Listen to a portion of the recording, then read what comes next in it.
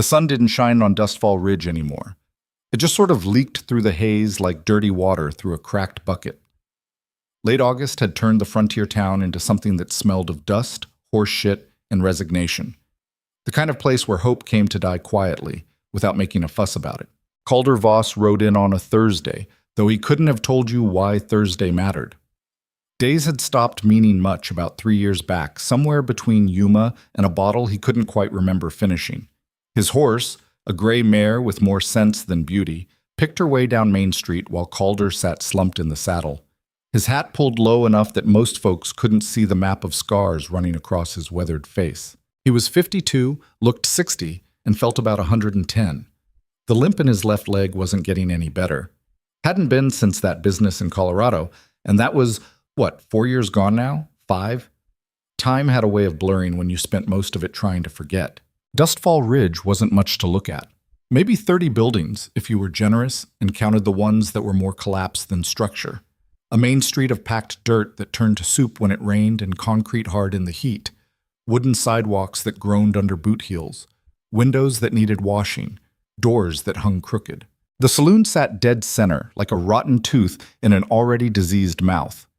2 stories of weathered pine and broken promises, with a sign that read Lucky Silver, though everyone knew there wasn't anything lucky about it, and the silver had run out 15 years prior. Calder had seen 100 towns just like this one. Hell, he'd helped bury a few.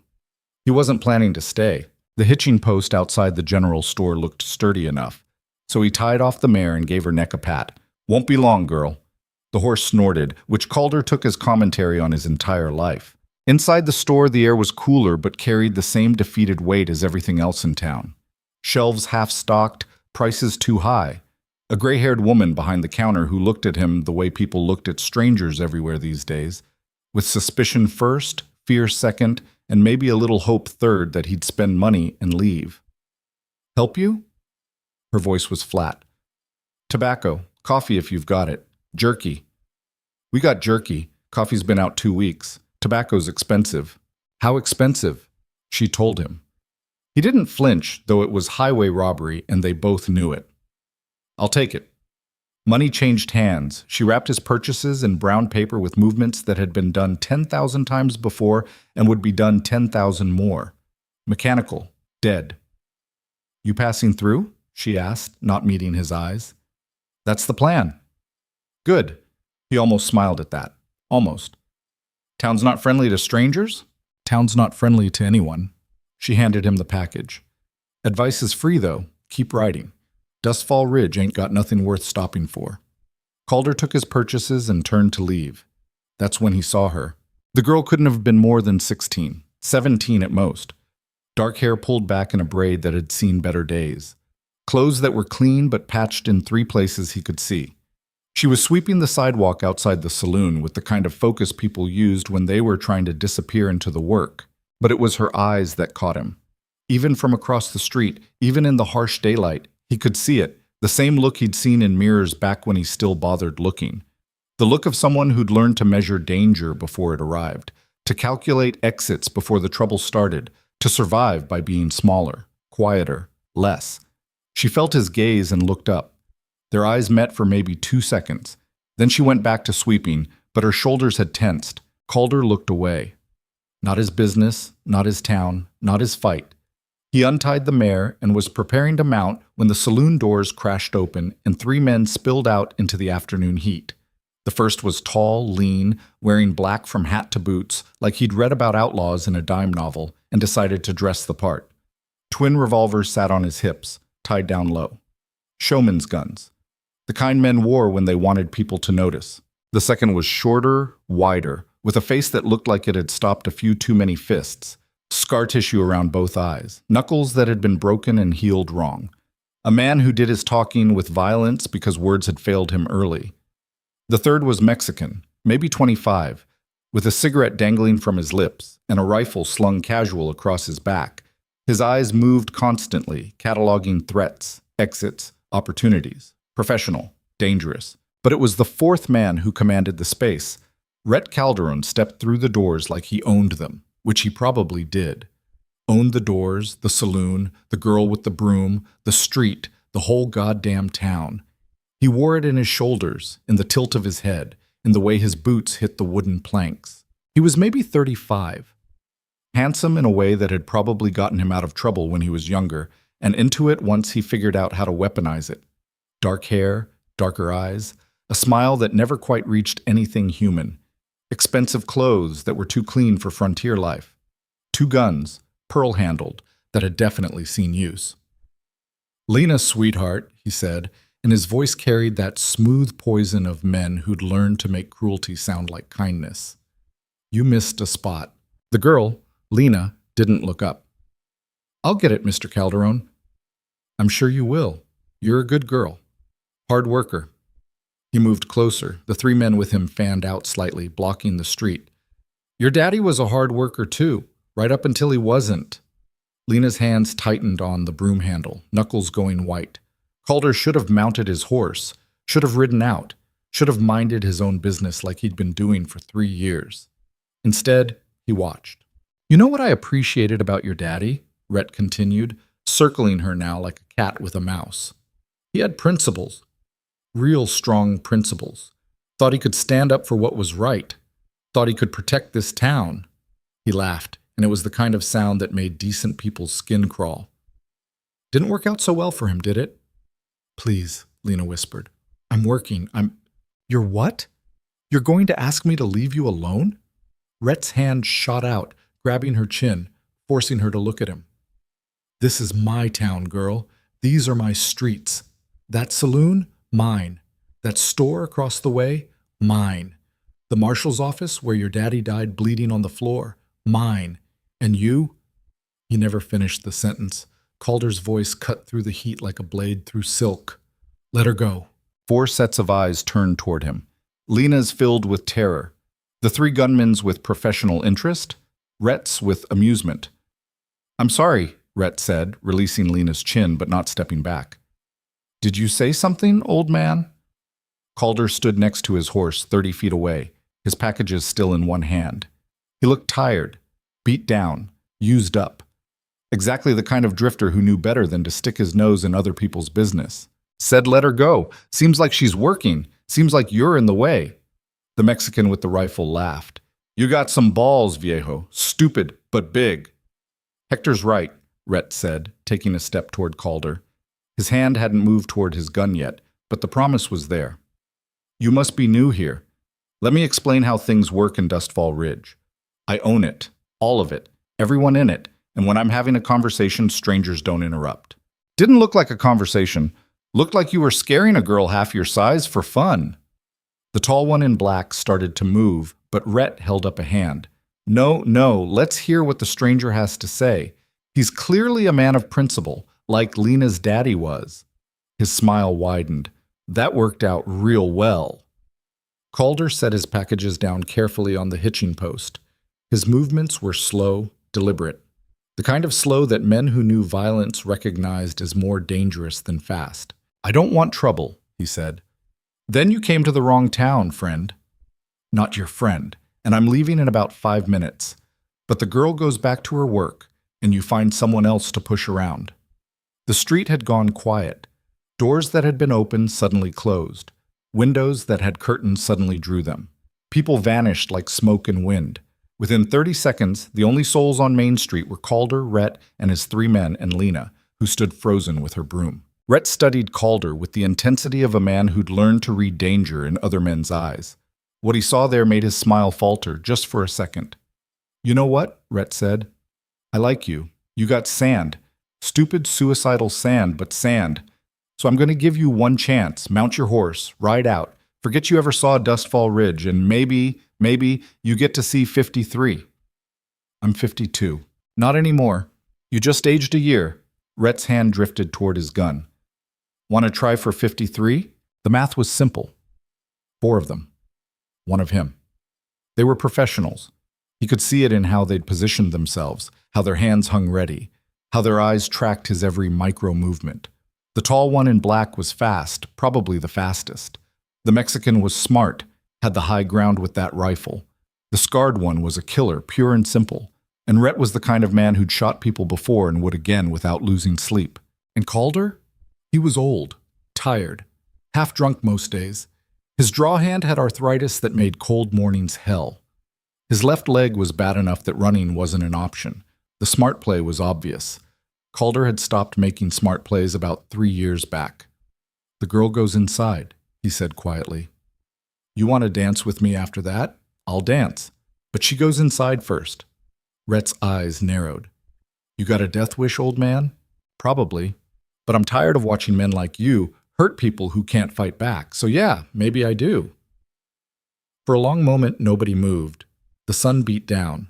Somewhere, a horse snorted. Dust devils spun lazy circles at the end of the street. Then Rhett laughed.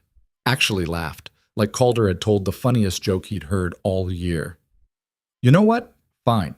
Lena, get your ass inside. This gentleman and I are about to have a conversation." Lena looked at Calder, and he saw the question in her eyes.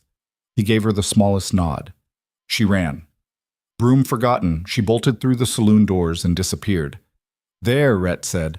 "Happy? The girl's safe. You're a hero. Now you can die with a clear conscience." "Maybe I won't die." "Yeah?" The tall one in black spoke for the first time, his voice a lazy drawl. 4 against 1, old man. How you figure those odds?" "I figure they're bad, but I've had worse." Something in the way he said it made the scarred one shift his weight, made Hector's hand tighten on his rifle, made the tall one's smile slip just a fraction. Rhett saw it too. And Rhett was smart, whatever else he was. "You know what?" he said. "I changed my mind. Today's your lucky day, stranger. You got balls the size of church bells and brains the size of pebbles, and I actually respect that. So here's what's going to happen. You're going to mount that ugly horse of yours, and you're going to ride out of Dustfall Ridge, and you're going to count yourself lucky that I'm in a good mood. And if I don't, then my boys will kill you. They'll kill you slow. And after you're dead, I'll find that girl and remind her what happens when strangers stick their noses in my business. We clear?" The threat hung in the air like week old meat. Calder had 2 choices. Ride out and let these men do whatever they'd been doing to this town, or stay and probably die and get that girl hurt in the process. Both options tasted like ashes. He picked up his packages, walked to his horse, put his boot in the stirrup. Rhett's laugh was victorious. "Smart man. See, boys? Everybody's got a price. His is living another day." Calder swung into the saddle, arranged the reins, looked down at Rhett from horseback. "I've killed men like you," he said quietly. "More than I can count. Buried them in graves nobody marked. You think you're dangerous. You think you're bad. But I've seen real bad, son. And you ain't it." Rhett's smile died. "That a threat, old man?" "Just an observation. This town's already dead. You're just the disease. Maybe I'll pass through again someday. We'll finish this conversation proper." "You come back here, you won't leave vertical." Calder touched his hat brim. "We'll see." He turned the mare and rode slow down Main Street. Didn't look back. Didn't hurry. Just a tired old man on a tired old horse, leaving a dead town to its fate. Behind him, Rhett watched until he was out of sight. "Want me to follow him, boss?" Hector asked. "Make sure he keeps riding?" "No," Rhett said slowly. "Something about that old bastard." He shook his head. "Doesn't matter. He's gone. And if he's stupid enough to come back, we'll handle it then." But the tall one in black was frowning. "Boss, you saw his eyes, right? The way he stood. That wasn't no ordinary drifter." "Every man talks big until bullets start flying. Come on, we got collections to make." They went back inside the saloon. And on Main Street, the broom lay where Lena had dropped it, spinning slow circles in the wind. Chance. Calder rode for an hour before stopping. Made camp in a copse of cottonwoods near a creek that was more memory than water. Unsaddled the mare. Started a small fire. Made coffee from the grounds he'd bought, even though they were overpriced and tasted like mud. He sat and drank and watched the sun paint the sky in shades of blood and copper. You should have kept riding, he told himself, but he didn't move. In his saddlebag wrapped in oilcloth was a gun he hadn't touched in 3 years. Custom made. Perfectly balanced. The trigger had been filed down to nothing, the action smooth as silk. The grip was worn from use, really worn. Thousands of draws, tens of thousands of rounds. On the barrel, barely visible, someone had scratched a name a long time ago. Ash hand. Calder stared at the fire and thought about that girl. Thought about her eyes. Thought about her standing in that street, alone, afraid, trying to make herself small enough to survive. Thought about Rhett's hand on her chin. Thought about his threat. Not your problem, he whispered. Not your town. Not your fight. The fire crackled. The horse dozed. The creek whispered its way over stones worn smooth by time and patience. And Calder Voss, who'd spent 3 years running from a name he'd buried, sat in the gathering dark and wondered if maybe he'd been running the wrong direction all along. Because somewhere back in Dustfall Ridge, a girl named Lena was going to sleep tonight knowing that tomorrow would bring more of the same. More fear, more violence. More of Rhett Calderon and his men doing whatever they wanted to, whoever they wanted, because nobody was left who could stop them. Her father had tried, and Rhett had killed him for it. The smart play was to stay here. Rest. Ride out at first light. Head north, south, east, anywhere that wasn't Dustfall Ridge.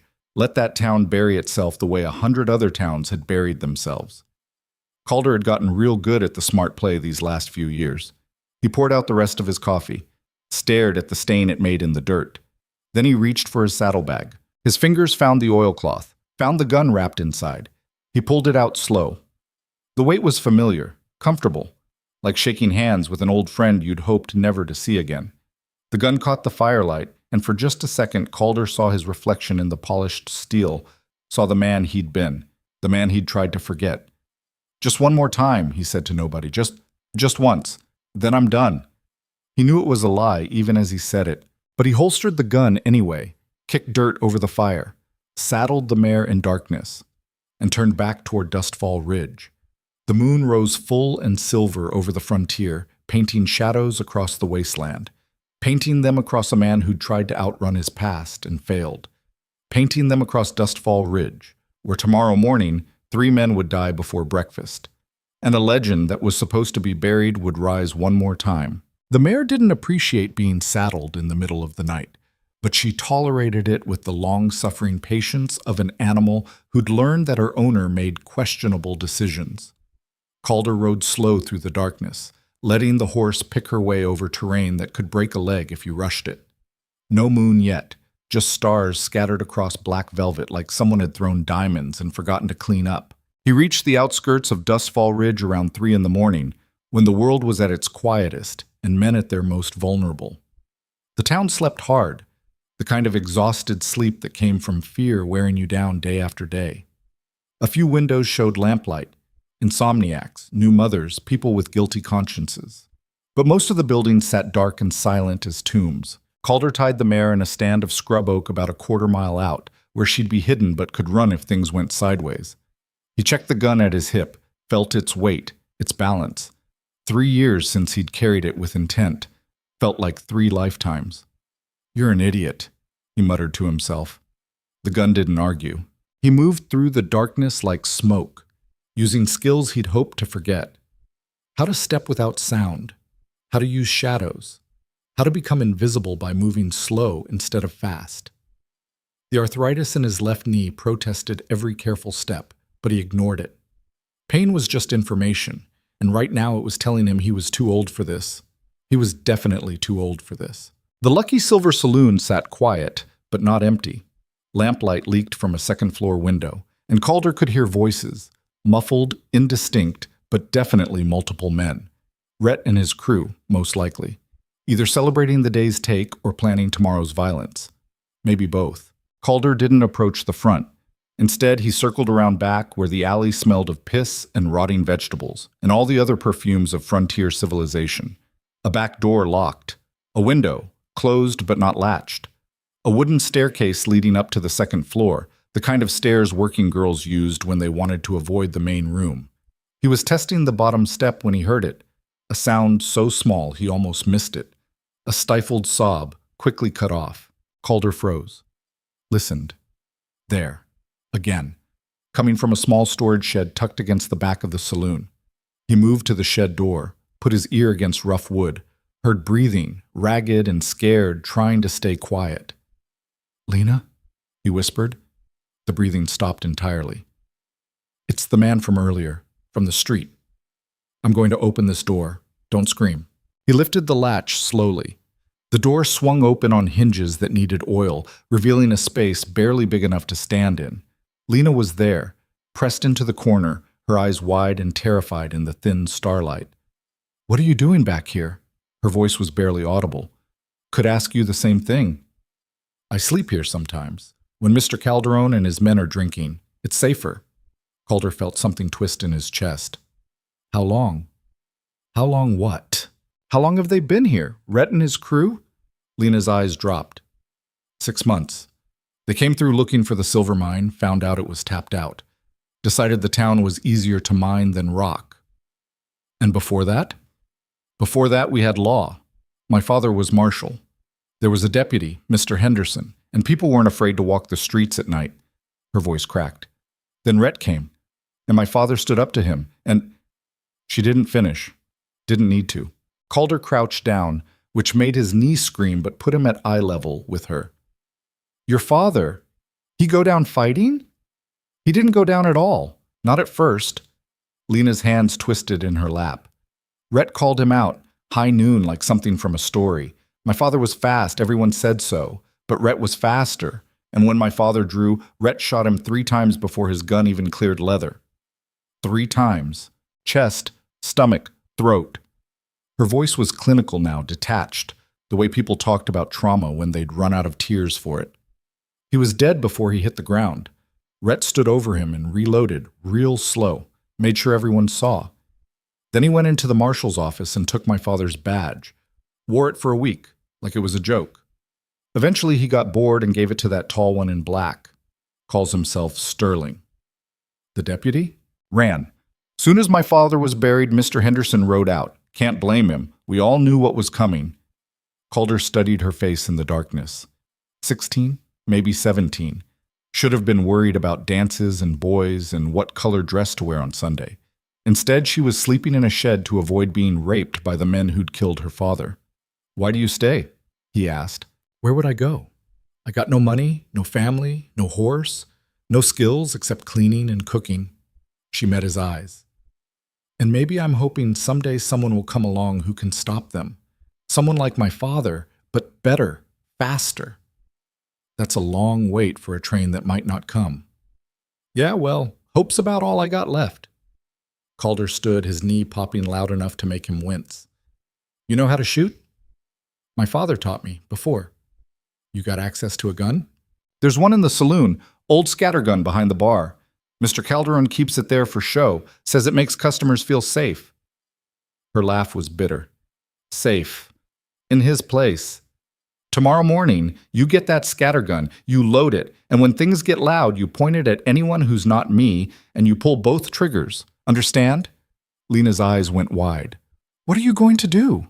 "Something stupid, but I'm old and tired, and apparently I've got a death wish, so it might as well be for a good reason." "You can't fight them.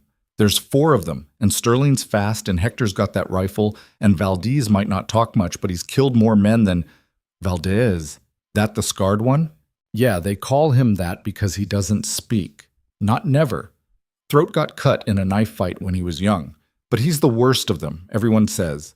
Rhett's cruel, but Valdez is just empty. Like there's nothing inside him except the part that knows how to kill." Calder had known men like that. Had been one, for a while. "How many other people in this town?" he asked. "Maybe 40, 50. Used to be more, but folks keep leaving. The ones who stay are either too poor to go or too stubborn to quit." "Any of them fighters?" "Not anymore. Rhett made examples. Early on, a few men tried to stand together, organized. Rhett burned down the blacksmith's shop with the blacksmith still in it. After that, resistance sort of dried up." "Yeah," Calder said quietly. "Fire'll do that." Above them, a door slammed. Voices drifted down, men laughing, boots on wood. The party breaking up. "You need to go," Lena whispered urgently. "If they find you here." "I'm going. But tomorrow morning, you remember what I said. The scattergun. Load it. Be ready." "Ready for what?" Calder didn't answer. He slipped out of the shed and melted back into the shadows, leaving Lena sitting in the darkness with hope she probably shouldn't have, and questions he couldn't answer. He made it back to the mare without incident, rode another mile out, and made a cold camp in a dry wash where the banks would hide his fire. sat in the dirt, and tried to figure out what the hell he thought he was doing. 4 men, professional killers, in a town they controlled absolutely. And him, 52 years old, arthritic, half drunk most days, 3 years out of practice. The smart play was still to ride out. Let Dustfall Ridge handle its own problems. Towns died all the time out here. This one was just taking longer than most. But he kept seeing Lena's eyes, kept hearing her voice when she talked about hope. Keep seeing that girl's face in his mind wasn't helping him sleep, so he gave up trying.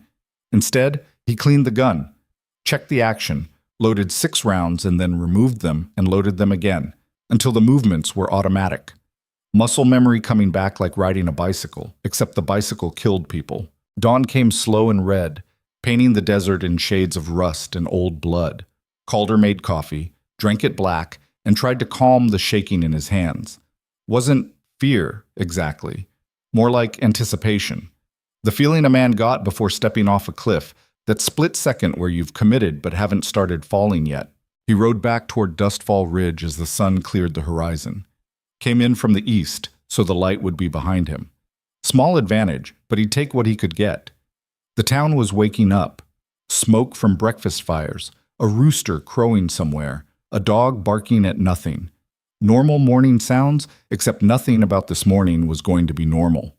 Calder rode straight down Main Street, didn't hide, didn't skulk. Just a man on a horse, arriving like he had every right to be there. The general store was just opening. The gray-haired woman from yesterday stopped mid-sweep when she saw him, her eyes going wide. "Mister, you need to leave, right now." "Can't. Got business." "Whatever business you think you got, it ain't worth dying for." "Probably not," Calder agreed. "But here we are anyway." He tied the mare outside the saloon. Same hitching post as yesterday. The street was empty, but he could feel eyes watching from windows. Word would spread fast. The stranger was back. The crazy old man with the death wish had returned. Rhett would know within minutes. Good. Calder walked up the saloon steps. His left leg protested each one, but he kept his face neutral. Can't show weakness, not now. The doors were closed but unlocked. He pushed through into the gloom. The main room stank of stale beer and older tobacco. Tables scattered haphazard, a bar running the length of the left wall, stairs leading up to the second floor where the rooms were, and behind the bar exactly where Lena said it would be, an old scattergun mounted on pegs. Lena was sweeping, same as yesterday. She looked up when he entered, and her face went through about 6 emotions in 2 seconds. Surprise, fear, relief, terror, hope, and something that might have been resignation. "You came back," she whispered. "Appears so." "You're going to die." "Probably. That scattergun loaded?" "No. Mr. Calderon doesn't keep it loaded. Says it's safer that way." "Shells?" "Under the bar, in a box." Calder walked to the bar and found the box. 12-gauge shells, maybe 20 of them. He broke open the scattergun, loaded both barrels, snapped it shut, and handed it to Lena. "You know how to use this? Point and shoot." "Close enough. When the noise starts, you get behind something solid. You see anyone coming at you who ain't me, you give them both barrels. Don't think. Don't hesitate. Just shoot." "I don't want to kill anyone." "They won't give you the same courtesy. Now hide this somewhere you can grab it quick." Lena took the gun like it was a snake that might bite. "What are you going to do?" "Start a conversation. It's going to get loud." Footsteps on the stairs. Heavy, multiple sets. Calder turned slowly. His hand hung loose by his side, near the gun but not on it. The key was to look relaxed, unthreatening, right up until the moment you weren't. Sterling came down first, the tall one in black. His eyes found Calder and stopped, his whole body going still in that way professional gunfighters had when they recognized real danger. "Well, hell," Sterling said softly. "Old man's got a death wish after all." Hector came next, the Mexican with the rifle. He saw Calder and laughed. "Boss is going to be so happy. He was hoping you'd be dumb enough to come back." Valdez came last, the scarred one. He didn't say anything because he couldn't, but his eyes said everything that needed saying. They were flat, empty. The eyes of a man who'd killed so many people that it didn't even register anymore. "Where's Rhett?" Calder asked. "Sleeping. Had a late night." Sterling's hand drifted toward his gun. "But we can handle this. 3 on 1. You want to draw or you want to make it easy? Neither. I want to talk to Rhett. Rhett don't want to talk to you. Then I'll wait. Hector raised his rifle, casual as breathing. Maybe you don't get to wait. Maybe you just die right here, right now, and we tell the boss it was self-defense. Could do that, Calder agreed. But then Rhett would miss the show. And he strikes me as the kind of man who likes to watch. Sterling frowned. You got some kind of plan, old man? Because from where I'm standing, you're outgunned, outnumbered, and out of time. Plan's simple. I'm going to kill all of you. Then I'm going to have breakfast. Maybe some eggs. Haven't decided. For a moment, nobody moved. Then Hector laughed again, but it sounded forced. You're crazy. Been called worse. You really think you can take all three of us? Won't be 3 for long. Maybe 30 seconds, a minute tops. Then it'll be 2, then 1, then none. Sterling's eyes narrowed. You talk big for a man who can barely walk. Saw that limp yesterday. Bad leg. Probably slows your draw. Does, Calder admitted. But I don't need to be fast, just faster than you. Confident, I like that. Makes it more fun when they bleed. A door upstairs opened. More footsteps. These ones slower, deliberate, making an entrance. Rhett Calderon appeared at the top of the stairs wearing silk pajamas that probably cost more than most folks in Dustfall Ridge made in a year. His hair was messed from sleep, but his eyes were sharp, alert. Well, well, he said, descending the stairs like a king addressing peasants. The suicidal stranger returns. I'm actually impressed. Most men would have kept riding. Most men got better sense, Calder said. Indeed. Rhett reached the bottom of the stairs and walked to the bar, poured himself whiskey from a bottle that probably cost more than the horse Calder rode in on. You want a drink? Before you die, I mean. Seems like the hospitable thing to offer.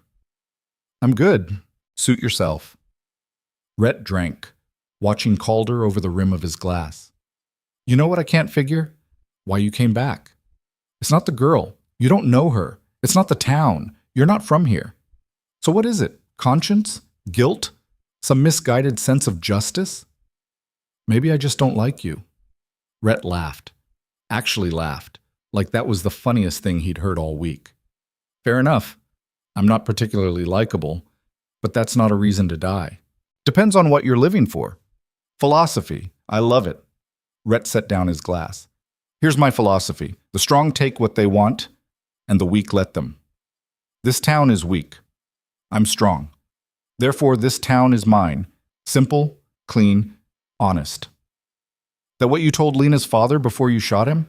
Rhett's smile didn't change, but something behind his eyes did. Something cold. Marshall Cross was a good man, brave, principled, all those things people carve on tombstones. But he made a mistake. He thought being right mattered. It doesn't. Being fast matters. And he wasn't fast enough. 3 shots, Calder said quietly, before his gun cleared leather. That what happened. You've been asking questions, talking to people, getting the lay of the land. Rhett walked closer, and his men shifted, forming a loose triangle around Calder. That's smart. Reconnaissance. Except here's what you didn't learn. Marshall Cross was fast. Real fast. Just not fast enough. And if he wasn't fast enough, what makes you think you are? Never said I was fast. Then you're just here to die. Which, again, I respect. Takes courage to face death head on. So let's make it interesting. Rhett gestured to his men. Sterling here is going to count to 3. When he hits 3, you draw. If you're as good as your attitude suggests, maybe you get one of us before the others put you down. If you're not, well, at least it'll be quick. Or, Calder said, you could let this town go. Pack up. Ride out. Find somewhere else to spread your misery. Rhett's laugh was sharp. Why the hell would I do that? Because if you don't, I'm going to kill you. All of you. And I'm going to make sure the whole town watches. The silence that followed was profound. Then Hector broke it with a nervous chuckle. Boss, this old man is loco. Maybe, Rhett said, studying Calder with new intensity. Or maybe he's just tired of running. I've seen it before. Men who've done things they regret. Carried weight they couldn't put down. Eventually, they look for a place to unload it, even if unloading means dying. He cocked his head. That you, old man? You looking for redemption at the end of a gun? Looking for breakfast, you're in the way. Sterling, Rhett said, stepping back. Count to 3. Sterling's smile was all teeth. Be my pleasure, boss. Lena's voice cut through the tension like a blade. Stop! Everyone turned. She stood behind the bar, the scattergun leveled at Rhett. Her hands were shaking, but the barrels were pointed in the right direction. Oh, Lena, Rhett said softly, and there was real disappointment in his voice. What do you think you're doing? Giving him a chance. A fair one. Fair? Sweetheart, life's not fair. Your daddy learned that. You want to learn it too? Leave, Lena said, and her voice only trembled a little. All of you, just leave this town alone. Valdez moved. No warning, just sudden motion, faster than a man his size should have been able to move. His hand went to his gun, and Lena swung the scattergun toward him, and Calder knew with absolute certainty that the next 5 seconds would determine whether anyone in this room lived through breakfast. Time did that thing it sometimes did in moments of violence. It stretched, got slow. Calder saw Valdez's gun clearing leather, saw Lena's finger tightening on the trigger, saw Sterling going for his twin revolvers, saw Hector raising his rifle, saw Rhett stepping back, reaching for his own gun, the pearl handles catching the morning light. Calder drew. The gun in his hand was an old friend. The weight was right. The balance was perfect. His thumb cocked the hammer as it cleared leather, and his finger found the trigger in the same motion, and he put a round through Valdez's skull before the scarred man's gun even leveled out. The sound was enormous in the enclosed space. Valdez dropped like someone had cut his strings, dead before he processed he'd been shot. Sterling got his guns out, both of them, crossing draw. Fast. Professionals worked their whole lives to get that fast. But Calder had already moved, already shifted his aim, already fired again. The bullet caught Sterling in the chest, dead center, should have killed him, would have killed most men. But Sterling was tough and mean, and too angry to die quick. He got off a shot that went wide, plaster exploding from the wall behind Calder's head, before Calder shot him again. This one took him in the throat, and Sterling went down gurgling, his hands clutching at a wound that wouldn't stop bleeding. Hector got his rifle up and fired. The round hissed past Calder's ear close enough that he felt the wind of it. Calder dove behind a table that wouldn't stop a rifle round, knew it wouldn't stop a rifle round, but it gave him a second. He came up shooting, put 2 rounds through the table in Hector's general direction. One missed. The other caught Hector in the hip, spinning him sideways. The rifle clattered away, and Hector went down cursing in rapid Spanish, fumbling for the pistol at his belt. That's when the scattergun went off. Lena pulled both triggers. The sound was like thunder. The recoil knocked her back against the shelves behind the bar, bottles exploding in a rain of glass and whiskey. Most of the shot went high, chewing into the ceiling, but enough of it caught Hector to finish what Calder's bullet started. Hector jerked once, twice, then went still. 3 men down in maybe 8 seconds. Rhett had his guns out, both of them, and he wasn't shooting wild like his men. He was backing toward the stairs, laying down covering fire with both barrels, professional and controlled. One shot hit the table Calder was using for cover, blowing it apart. Another passed so close to Calder's head he felt the heat. A third hit the floor near his feet, splinters cutting through his pant leg. Calder fired back. Missed. Fired again. Missed again. Rhett was moving, using the same skills that had made him fast enough to kill a marshal. He made it to the stairs and charged up them 3 at a time. Calder went after him, his bad leg screaming protest, but he ignored it. Can't let him get away. Can't let him regroup. Have to end this now. He hit the 2nd floor landing just as Rhett disappeared into a room at the far end of the hall. Calder followed, gun up, ready for an ambush. Kicked the door open and dropped low, expecting shots. Nothing. The room was empty except for a bed, a dresser, and an open window. Calder crossed to it and looked out. Rhett was on the roof of the building next door, running. Damn it!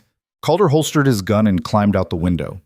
His arthritis made it awkward, and his bad leg made it painful, but he got onto the roof. Rhett was already 2 buildings over, jumping gaps between roofs like he'd done it before, which he probably had. Smart man always had an escape route. Calder followed, jumped the first gap and almost didn't make it, his bad leg buckling on the landing. Kept going, jumped the 2nd gap, made it, but barely.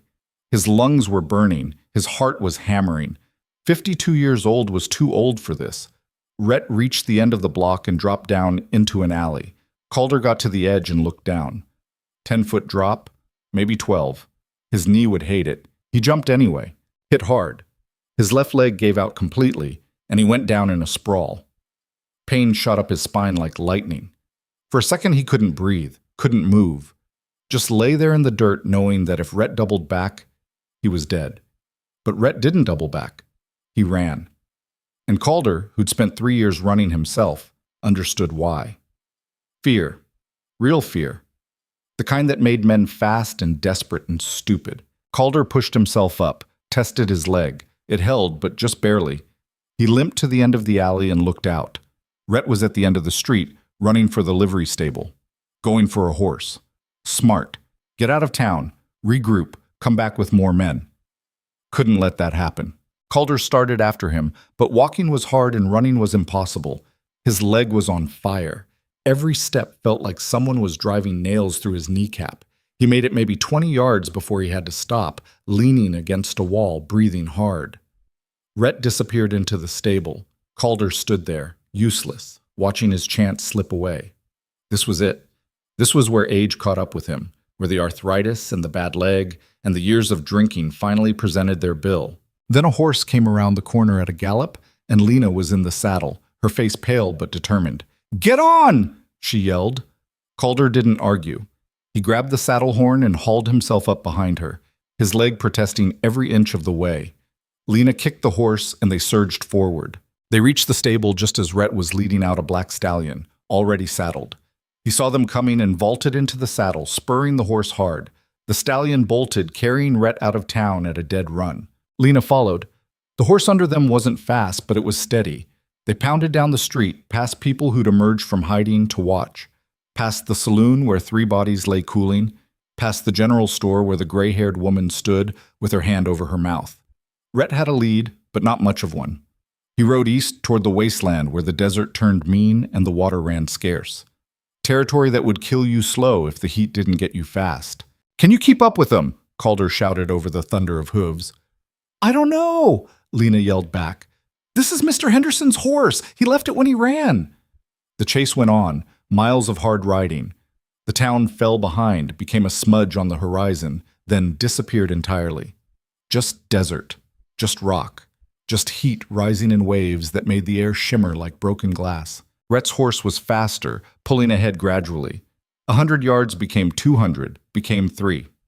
Calder watched the gap widen and knew they were losing him. "Pull up," he said. "What?" "Pull up, let him go." Lena hauled on the reins. The horse slowed, blowing hard, covered in sweat. Rhett kept riding, getting smaller in the distance. "Why?" Lena demanded. "Why let him escape?" Calder slid off the horse, his leg nearly buckling again. He stood there watching Rhett's diminishing figure and thought about all the ways this could go. "Because running into the desert without water is the same as dying," he said quietly. "Just takes longer. He'll come back. He'll bring more men. He'll run as far as that horse can carry him, and then he'll be on foot in country that doesn't forgive mistakes. If he's smart, he'll keep running. If he's not, well, desert's got its own justice." Lena slid down from the saddle. Her hands were still shaking. "I killed a man. Back there. I killed Hector." "You did." "I didn't think I could. Pull the trigger, I mean. But when he was going to shoot you, I just did." Saving someone's life is different than taking one. Remember that. They stood in the desert silence, watching Rhett disappear into the heat shimmer. The horse snorted and stamped, ready to head back to somewhere that had water and shade. "We should go back," Lena said. "Make sure no one else got hurt." Calder nodded. They mounted up and turned the horse around, riding slow this time. The adrenaline was wearing off, leaving Calder feeling hollow and old. His hands were shaking now, too. Delayed reaction. The body's way of saying you're not actually immortal, you just got lucky. 3 men dead, 1 running, a town freed from fear, at least for now. And Calder felt no victory, no satisfaction, just tired. "What happens now?" Lena asked. "Now?" "Town buries its dead, figures out how to move forward.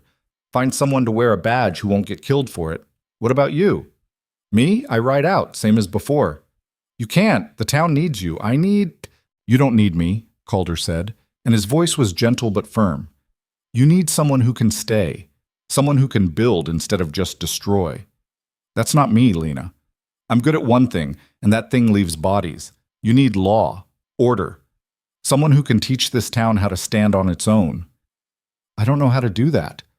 Neither did your father at first, but he learned. So will you. They rode in silence after that. The sun climbed higher, turning the desert into an oven. Calder's leg throbbed in time with the horse's gait, and he knew he'd be paying for this morning's work for weeks to come, assuming he lived that long, because Rhett was still out there. Wounded pride was sometimes worse than wounded flesh, and men like Rhett Calderon didn't just disappear into the wasteland without consequences, but that was a problem for tomorrow. Today, Dustfall Ridge was free, and sometimes that had to be enough. They rode back into Dustfall Ridge just before noon, when the sun was at its meanest and the shadows had shrunk to nothing. The town looked different somehow, though nothing physical had changed. Same weathered buildings, same dirt street, same broken sidewalks. But the air felt lighter, like someone had opened a window in a room that had been sealed too long. People were gathering, not hiding behind curtains anymore, but actually standing in doorways, on porches, in the street itself. Maybe 24 of them, watching Calder and Lena ride in like they were witnessing something that couldn't quite be real. The gray-haired woman from the general store was the first to speak. Is it true? Are they dead? 3 of them, Lena said. Her voice carried better than Calder expected, stronger. Valdez, Sterling, and Hector. Rhett ran. A murmur went through the crowd. Not celebration, exactly. More like disbelief. Like they'd been holding their breath so long they'd forgotten how to exhale. Where'd he run to? This from a thin man in a blacksmith's apron, his hands still dirty from work he'd been doing when the shooting started. East, Calder said. Into the Badlands. He'll die out there. Maybe, maybe not. Either way, he's gone. The blacksmith stepped closer, studying Calder with eyes that had seen enough violence to recognize its aftermath. Who are you, really? Calder dismounted, wincing as his bad leg took his weight. Nobody, just passing through. Nobody doesn't kill 3 professional gunfighters before lunch. 4, an old man corrected from a bench outside the saloon. He was maybe 70, with a beard like steel wool and eyes that had seen the frontier when it was still wild. I counted. 4 shots, 4 men down. Saw it through the window. 3, Calder said. Lena got Hector. Every eye turned to Lena. She sat on the horse looking pale and young and terrified, and Calder knew that what she'd done would follow her the rest of her life. Killing a man wasn't something you forgot, even when it needed doing. Scattergun, Lena said quietly. Both barrels. He was going to shoot Calder, and I didn't think. I just pulled. The gray-haired woman, her name was Martha, Calder learned later, stepped forward and took the horse's reins. Come down from there, child. You look like you're about to fall over. Lena dismounted on shaky legs. Martha caught her when she stumbled, held her steady. You did what needed doing. Ain't no shame in protecting yourself and yours. I killed a man. You killed a rabid dog that was dressed like a man. There's a difference. Martha looked at Calder. She needs food, water, and probably a place to sit before her legs give out entirely. I'm fine, Lena protested, but her voice was small. You're not fine. You're in shock. Seen it before. Martha guided Lena toward the general store. Come on. I got soup on the stove and a chair with your name on it. The blacksmith watched them go, then turned back to Calder. You really think Rhett's gone for good? Gone? Yeah. For good? That's a different question. Meaning men like him don't forget, don't forgive, and they sure as hell don't let things lie. Calder looked down the street toward where Rhett had disappeared hours ago. He's wounded, embarrassed, watched 3 of his men get killed by an old cripple and a girl with a scattergun. That kind of humiliation burns. And when it burns long enough, it turns into something worse. The old man on the bench spat tobacco juice into the dirt. You saying he'll come back? I'm saying if I was him, I'd come back. Might take a week, might take a month, but I'd come back with enough men to make sure the job got finished. The crowd had grown while they talked. 20 people became 30, became 40. Seemed like half the town had materialized, all of them wanting to see the man who'd done the impossible. Their faces held hope, but Calder could see the fear underneath. Hope was fragile. Fear had roots. "So what do we do?" the blacksmith asked. "Just wait for him to come back and finish what he started?" "You get ready. You organize. You decide if this town's worth fighting for or if you'd rather pack up and scatter." "Scatter to where?" "This is our home." "Then make it defensible. Board up weak points, stock ammunition, figure out who can shoot and who can't, and for the love of everything, find someone to wear a badge." A woman in a faded calico dress spoke up, her voice sharp. "Who? Who's going to wear that badge? Marshall Cross tried, and look what happened. You want one of us to volunteer for the same fate?" Calder turned to face her. She was maybe 40, with the hard edges that frontier life carved into women who survived it. "Your name?" "Sarah Hendricks. I run the boarding house, or I did before Rhett decided half my rooms were his." "Sarah, you got a point. Badge is a target. Anyone wears it is asking to be shot. But here's the thing. Target or not, you need law. Real law. Not the kind where might makes right and the man with the fastest gun makes the rules. Pretty words, but words don't stop bullets. No, but organization does. Numbers do. People willing to stand together instead of hoping someone else handles their problems." The old man on the bench laughed, but it was bitter. "You asking us to stand up to Rhett Calderon after 6 months of doing exactly the opposite. I'm asking you to decide what kind of town this is going to be. One where people live in fear or one where they live free. Because right now you're in between, and in between doesn't last." The crowd shifted, uncomfortable. Because Calder was right and they knew it, but knowing something and doing something about it were different countries separated by an ocean of courage most people didn't have.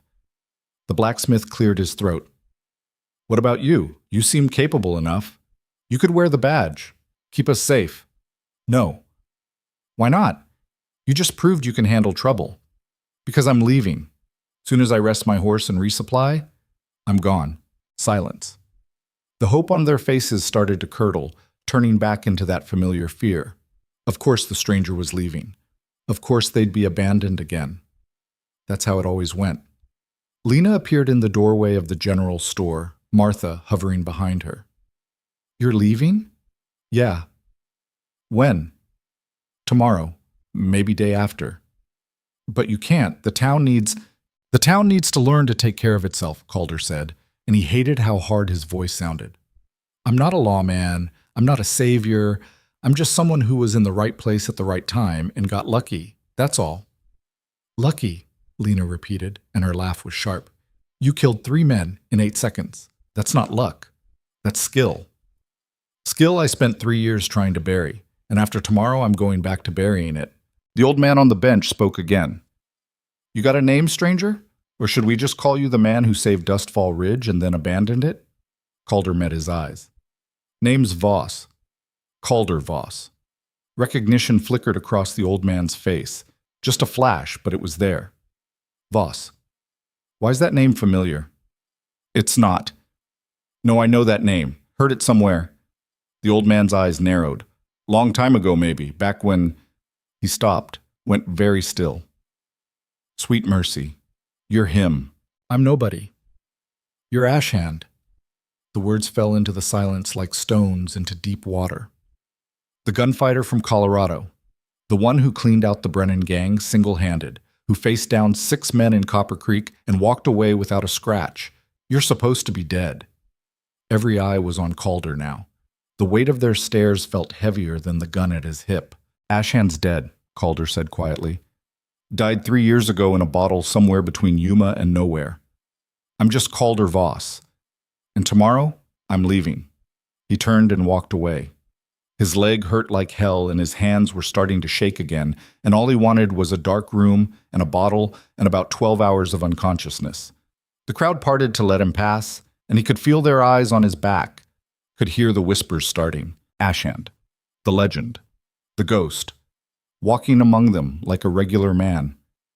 Calder found the boarding house, Sarah Hendricks' place, and paid for a room. She took his money without comment, but her eyes held questions she was smart enough not to ask. The room was small, a bed, a chair, a window that looked out on nothing worth looking at. Perfect. He closed the door, sat on the bed, took off his gun and set it on the small table, stared at it. The shaking in his hands was worse now. Delayed reaction catching up. He'd killed 3 men this morning. Well, 2. Lena got the 3rd. But 2 was still 2. 2 more bodies on a pile that was already too high. The gun sat on the table and seemed to mock him. You thought you could leave this behind? You thought you could be someone else? I tried, he said to the empty room. Someone knocked, soft, hesitant. Calder considered ignoring it, considered pretending to be asleep. But the knock came again, and he recognized something in its rhythm. Fear, but also determination. He opened the door. Lena stood there with a plate of food, beans, bread, something that might have been meat. Martha said you should eat. I'm fine. You're not fine. Nobody who kills 2 people before breakfast is fine. Calder almost smiled. Almost. Fair point. He took the plate, started to close the door. Lena's hand stopped him. Can I come in, just for a minute? Every instinct told him to say no, to shut the door, to maintain the distance between himself and this girl who looked at him like he was something more than a tired old killer. But something in her eyes reminded him of himself at her age, and he stepped aside. Lena entered, looked around the sparse room, sat in the chair without being asked. Is it true? What Mr. Brenner said? Are you really Ashhand? Brenner. That the old man on the bench. Yeah, he's been here forever. Knew my grandfather. Knew everyone. Calder sat on the bed, set the plate beside him. Ashhand was a name. Just a name. But it was your name. Was. Past tense. That man died 3 years ago. Why? Why what? Why'd he die? What happened 3 years ago that made you want to bury him? Calder looked at her for a long moment. 16, maybe 17. Old enough to have seen death today. Old enough to have dealt it. Old enough to understand that some questions didn't have good answers. I got tired, he said finally. Tired of killing. Tired of being the man people called when they needed someone dead. Tired of walking into towns and seeing fear in people's eyes before they even knew my name. So I tried to stop. Tried to be someone else, someone normal. Did it work? For a while.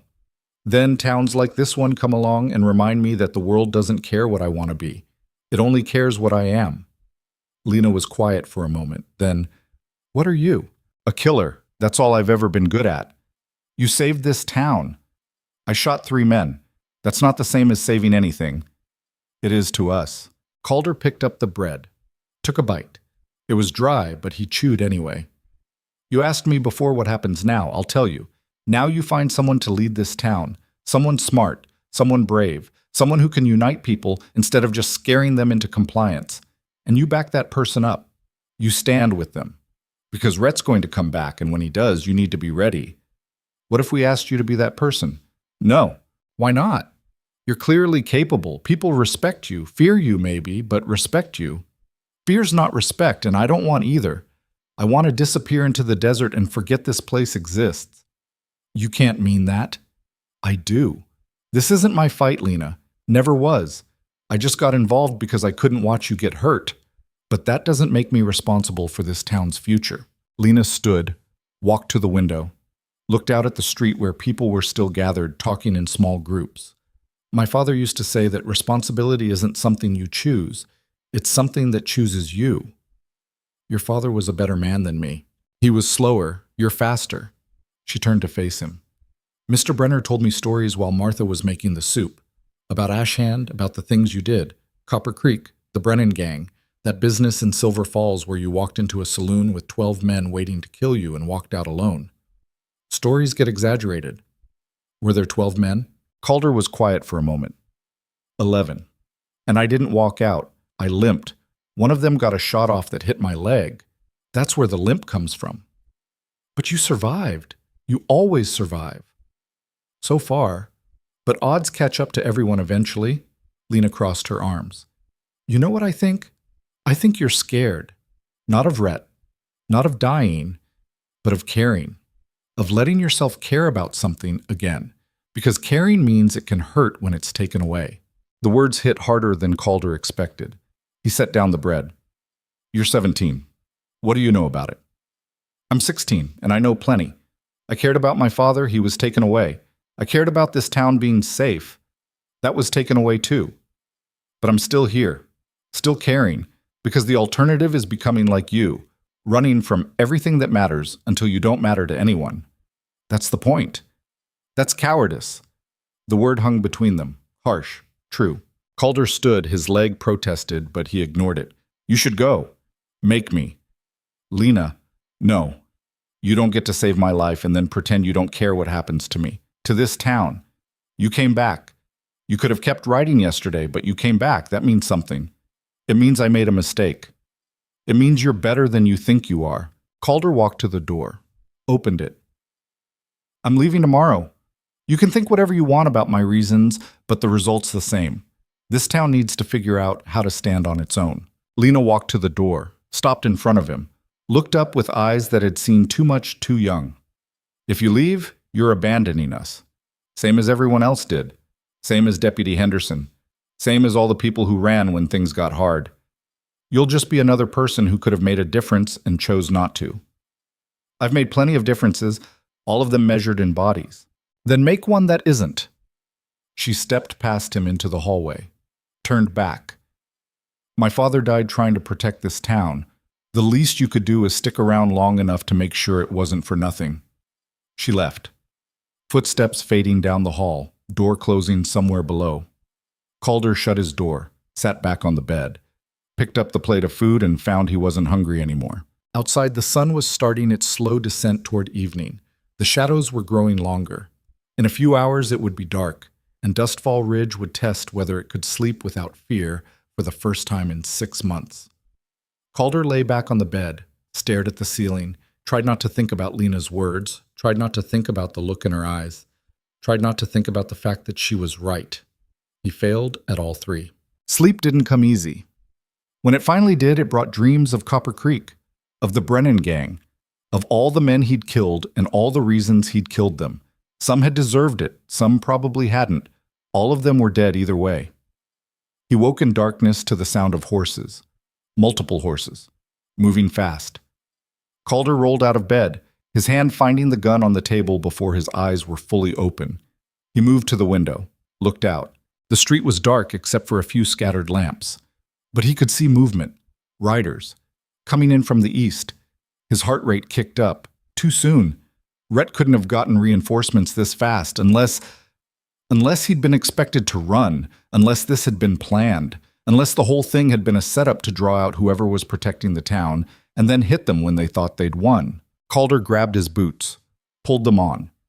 His leg protested, still sore from the morning's violence, but he ignored it. Strapped on his gun belt, checked the cylinder, still 3 rounds left from earlier. He reloaded from his belt, 6 shots. Had to make them count. He opened the door. The hallway was dark and quiet. Downstairs, he could hear movement, voices. Sarah Hendricks saying something sharp and afraid. Calder descended the stairs, found Sarah in the lobby with a shotgun in her hands, peering out the front window. How many? He asked. She jumped, nearly dropped the gun. Jesus, don't sneak up on people. How many riders? I don't know, 6, 8? They're circling the town. Calder moved to the window, looked out. The riders were professional about it, staying in the shadows, using the darkness. But he caught glimpses, caught the shape of rifles, caught the glint of metal. This is bad, Sarah whispered. Yeah. You think it's Rhett? Has to be. Nobody else has reason to hit this town. But he ran. He was half dead when he left. Half dead's not all dead, and wounded pride heals faster than wounded flesh. A shot rang out. Glass shattered somewhere down the street. Then another shot, another. The night exploded into violence. Calder moved to the door. Sarah grabbed his arm. Where are you going? To finish what I started. You'll get killed. Probably, but if I don't go, everyone in this town gets killed. At least this way the odds are better. He pulled free, stepped out onto the porch. The street was chaos, riders everywhere, shots coming from multiple directions. Calder saw the blacksmith go down, clutching his shoulder, saw Martha dragging someone into her store, saw Brenner on his bench, shotgun raised, firing at shadows. A rider came around the corner at a gallop. Calder drew and fired in one motion. The rider jerked back in the saddle but didn't fall. Body armor. They were wearing body armor under their coats. Smart, expensive, professional. Calder dove off the porch as return fire chewed into the wood where he'd been standing, hit the dirt, rolled, came up behind a water trough and fired twice more. One shot hit a horse, sending it screaming into a spin. The second hit a rider in the leg, below the armor. The man cursed and kept riding. More shots. The saloon windows exploded. Someone was screaming. The smell of gunpowder filled the air, mixing with dust and fear. Calder moved. Couldn't stay in one place. Had to keep mobile. His leg hated every step, but he forced it to work. Crossed the street at a run, using the darkness. Made it to the general store. Martha was inside, reloading an old rifle with shaking hands. "Where's Lena?" Calder demanded. "I don't know. Haven't seen her since—" More shots. Closer now. A rider came past the window. Calder fired through the glass, and the rider went down hard. "Stay here," he told Martha. "Anyone comes through that door who's not from this town, you shoot them." "I can't." "You can. You will. Because if you don't, they'll kill you." He left before she could argue. Back into the street. The chaos was worse now. Buildings burning, people running. The riders had split up, were hitting the town from multiple angles. Professional, military. This wasn't a gang. This was a squad. Calder caught movement in the alley next to the saloon. 2 men, moving tactical. He followed. Got close enough to hear them talking. "Check the upper floors. Boss wants the girl alive if possible." "What about the old man?" "Dead, very dead. Boss wants proof." Calder stepped out behind them. "Right here." They turned, fast, trained, but Calder was already firing. 2 shots, both men down. He kept moving, reloading as he went. The saloon doors burst open. 3 more men, all armed, all wearing the same body armor. Calder fired, hit one in the head. The other 2 returned fire, and he had to duck back. Bullets chewed into the wall behind him. He needed better positioning, needed height, needed the church. Small building at the end of the street. 2 stories. Bell Tower. Perfect vantage point. Calder ran. His legs screamed. His lungs burned. Behind him, he could hear pursuit. Boots on hard-packed dirt.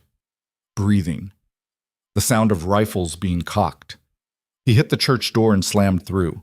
Inside was darkness and the smell of old wood.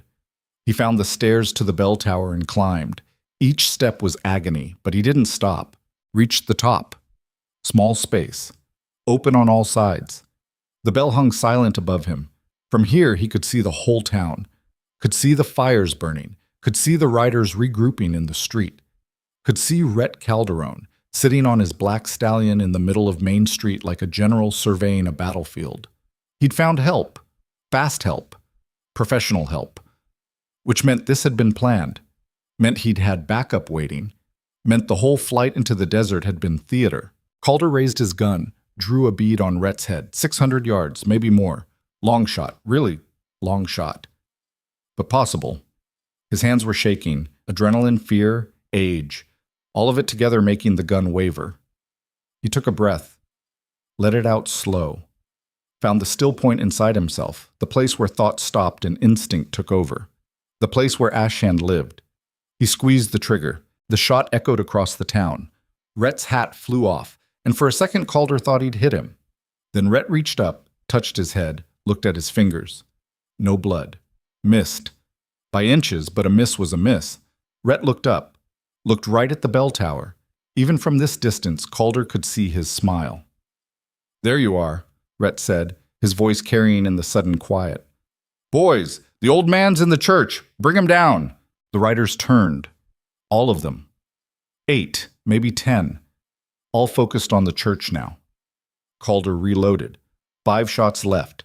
10 men. Bad math. The first wave hit the church door. Calder fired down through the tower opening. Hit one. Missed another. The return fire was immediate and overwhelming. Wood splintered around him. The bell rang as a bullet hit it, the sound impossibly loud in the confined space. Calder dropped flat. Bullets chewed through the air where he'd been standing.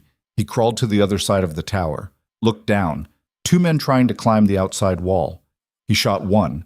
The other dropped and ran. Reloaded again. 3 shots left in his belt. After that, he'd be down to the knife he kept in his boot. Below, the church door crashed open. Footsteps on the stairs. Multiple sets. They were coming. Calder aimed at the stairwell opening. Waited. A head appeared. He fired. The head disappeared, replaced by cursing and the sound of someone falling. 2 shots left. More footsteps. They were regrouping, planning, smart. Then smoke. Calder smelled it before he saw it. They were burning the church. Smoked the fox out of his hole. The temperature rose. He could hear fire crackling below. Smoke started rising through the tower opening, thick and black. Calder had maybe 2 minutes before the smoke killed him or the fire brought down the tower. He looked out at the town, at Dustfall Ridge, at the people hiding in buildings, waiting to see if their protector would survive. At Lena, who'd emerged from somewhere and was in the street, the scattergun in her hands, yelling something he couldn't hear over the roar of the fire. 2 shots left. 10 men below. A burning church, and Rhett Calderon waiting to watch him die. The odds had finally caught up. Calder smiled. It wasn't a happy smile. It was the smile of a man who'd run as far as he could and ended up right back where he started. He stood, raised the gun, and prepared to make his last 2 shots count. The smoke was getting thicker, clawing at Calder's throat like something alive. He could hear the fire below, hungry and growing. The wooden tower groaned, timbers starting to give. Maybe 30 seconds before the whole structure came down. He looked down at the street. Rhett sat on his horse, watching, waiting for the show. The other riders had formed a perimeter around the church, guns ready for when Calder tried to escape, because he had to try. Staying meant burning, and they knew it. 2 shots. Maybe 10 men. The math was impossible. But Calder had survived impossible before. He moved to the east side of the tower where the shadows were deepest. The roof of the general store was maybe 15 feet away. A jump he could have made easy 20 years ago. Now? With a bad leg and smoke in his lungs? Only one way to find out. Calder backed up as far as the small space allowed, took 3 running steps, launched himself into empty air. For a second he was flying, then gravity remembered him. He hit the store's roof hard, his bad leg crumpling. Pain exploded up his spine, white-hot and blinding. He rolled, barely stopped himself from sliding off the edge. Behind him, the church tower collapsed inward with a roar of flame and breaking wood. The bell fell last, its final ring cut short as it hit the burning rubble below. Gunfire erupted. The riders had seen him jump. Bullets chewed into the roof around him. Calder rolled again, found the edge, dropped to the alley below, landed in a heap. His leg wasn't working right anymore. Something torn, maybe broken. Didn't matter, had to keep moving. He pushed himself up using the wall, staggered to the alley's end, looked out. A rider coming fast, rifle raised. Calder shot him out of the saddle. 1 shot left. He grabbed the riderless horse's reins before it could bolt. Used the saddle to haul himself up, biting back a scream as his leg protested. Got mounted, kicked the horse into motion. The street ahead was blocked by 2 more riders. Calder aimed for the gap between them, leaning low over the horse's neck.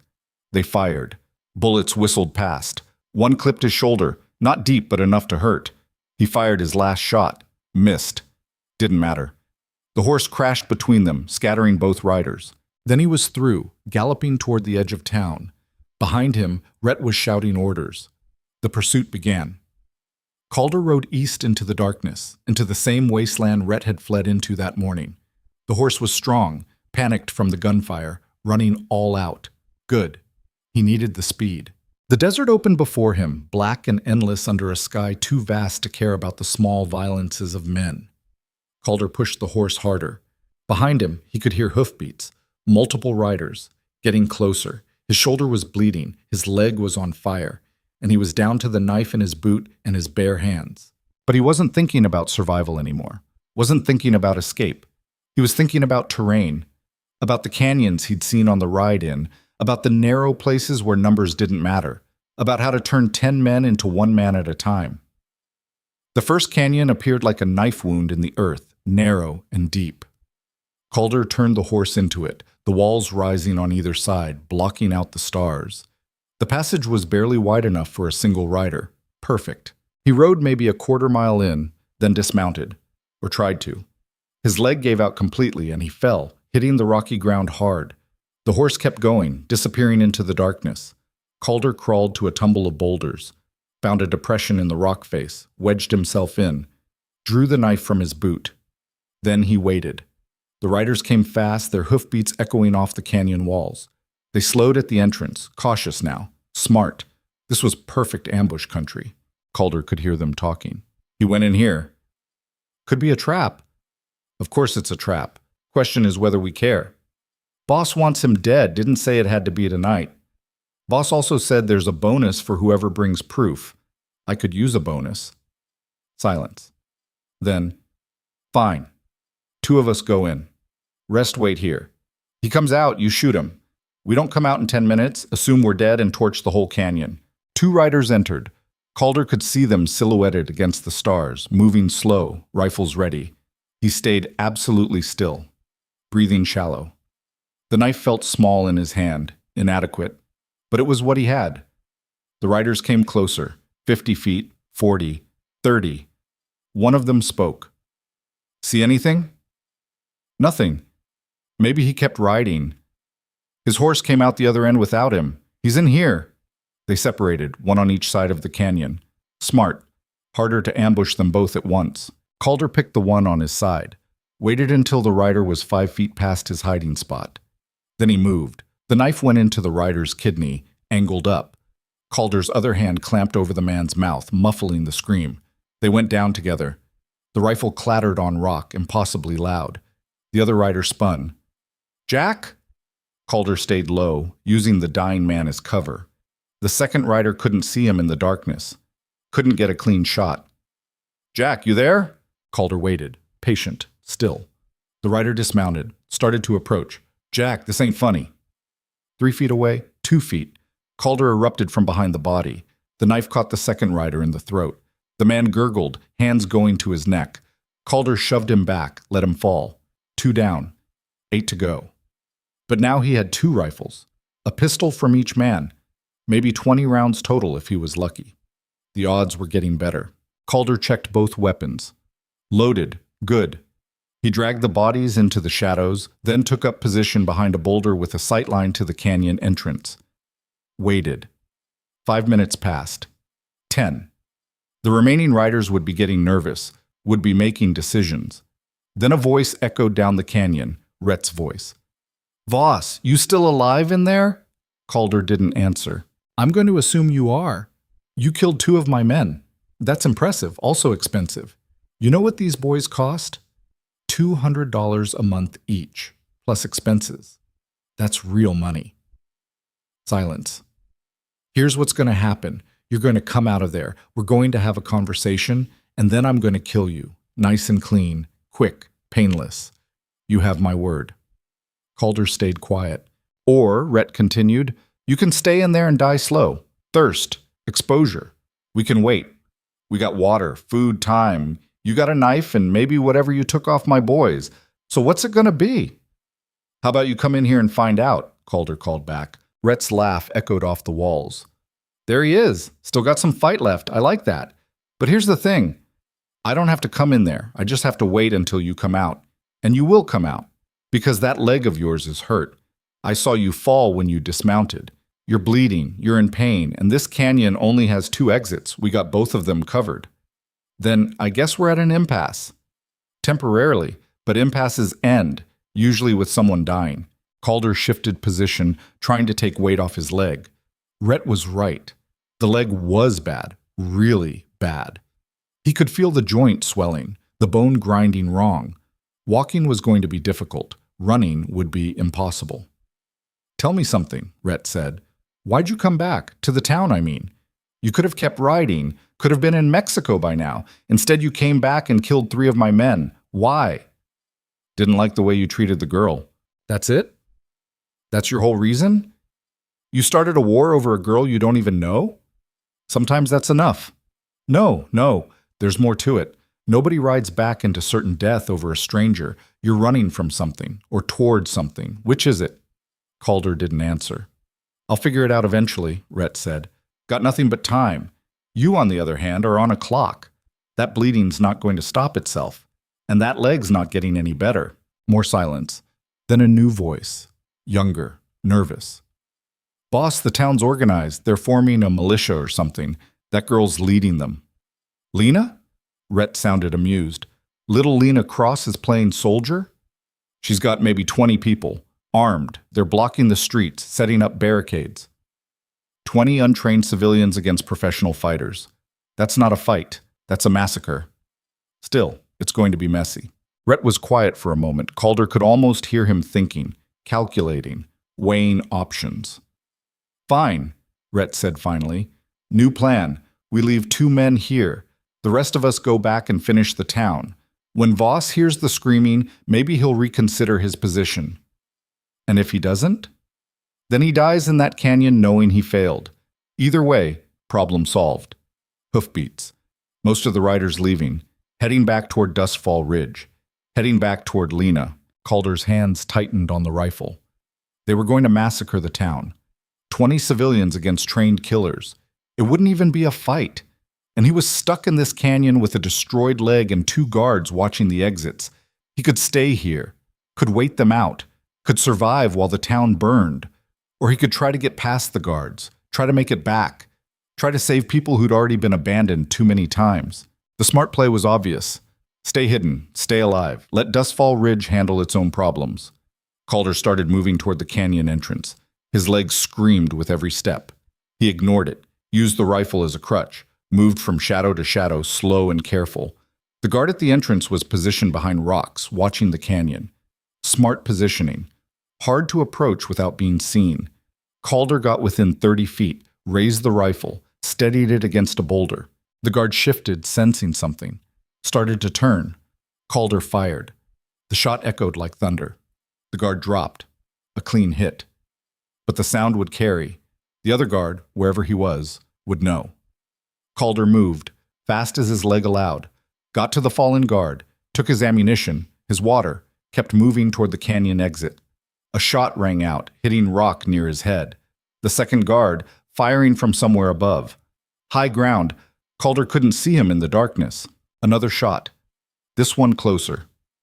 The guard had his range now. Calder dove behind a boulder, landed wrong. His leg buckled and he went down hard, biting back a scream. The pain was incredible. White hot, all-consuming. He couldn't stand, couldn't walk, couldn't run. The guard was moving. Calder could hear boots on rock, coming closer, taking his time. Why rush? The target was wounded, trapped. Calder rolled onto his back, raised the rifle, aimed at the sound. A shadow appeared on the canyon wall. The guard, silhouetted against the stars. Calder fired. The shadow dropped. Silence. Then a groan. Hit, but not dead. Calder dragged himself toward the sound. Every inch was agony. His leg left a dark trail on the pale stone. Blood. Too much blood. He found the guard sprawled on rock, shot through the stomach, dying, but slowly. "Help me," the guard whispered. "Please." Calder took the man's rifle, his pistol, his ammunition. "Can't. Sorry. You're just going to leave me here? You were going to kill me. That's different. That's just business." "This is business, too." Calder left the guard dying on the rocks and crawled toward his horse, found it grazing on scrub grass near the canyon exit, used the saddle to pull himself up, got mounted on the third try, his vision graying at the edges from pain. He pointed the horse toward Dustfall Ridge and kicked it into motion. The ride back was a blur of pain and darkness. Calder drifted in and out, clinging to the saddle by instinct more than strength. His shoulder had stopped bleeding, but his leg was worse. He could feel the bone grinding, could feel the joint swelling, probably wouldn't be walking again after this. Might not survive it at all, but that was a problem for later. Dustfall Ridge appeared on the horizon as false dawn painted the sky gray. Smoke rose from multiple buildings. He could hear gunfire, screaming, the sounds of a town fighting for its life. Calder rode in from the west, coming up behind Rhett's position. The riders had the main street blocked, firing into barricades where the townspeople had taken cover. Bodies in the street, some moving, some not. Rhett sat on his horse in the middle of it all, directing the assault like a general. 4 riders with him, professional, organized, deadly. Calder dismounted, nearly fell. caught himself on the horse, used the rifle as a crutch again, started walking. One of the riders saw him, shouted a warning. Rhett turned, saw Calder limping toward them. His face went through several expressions: surprise, confusion, and finally something that might have been respect.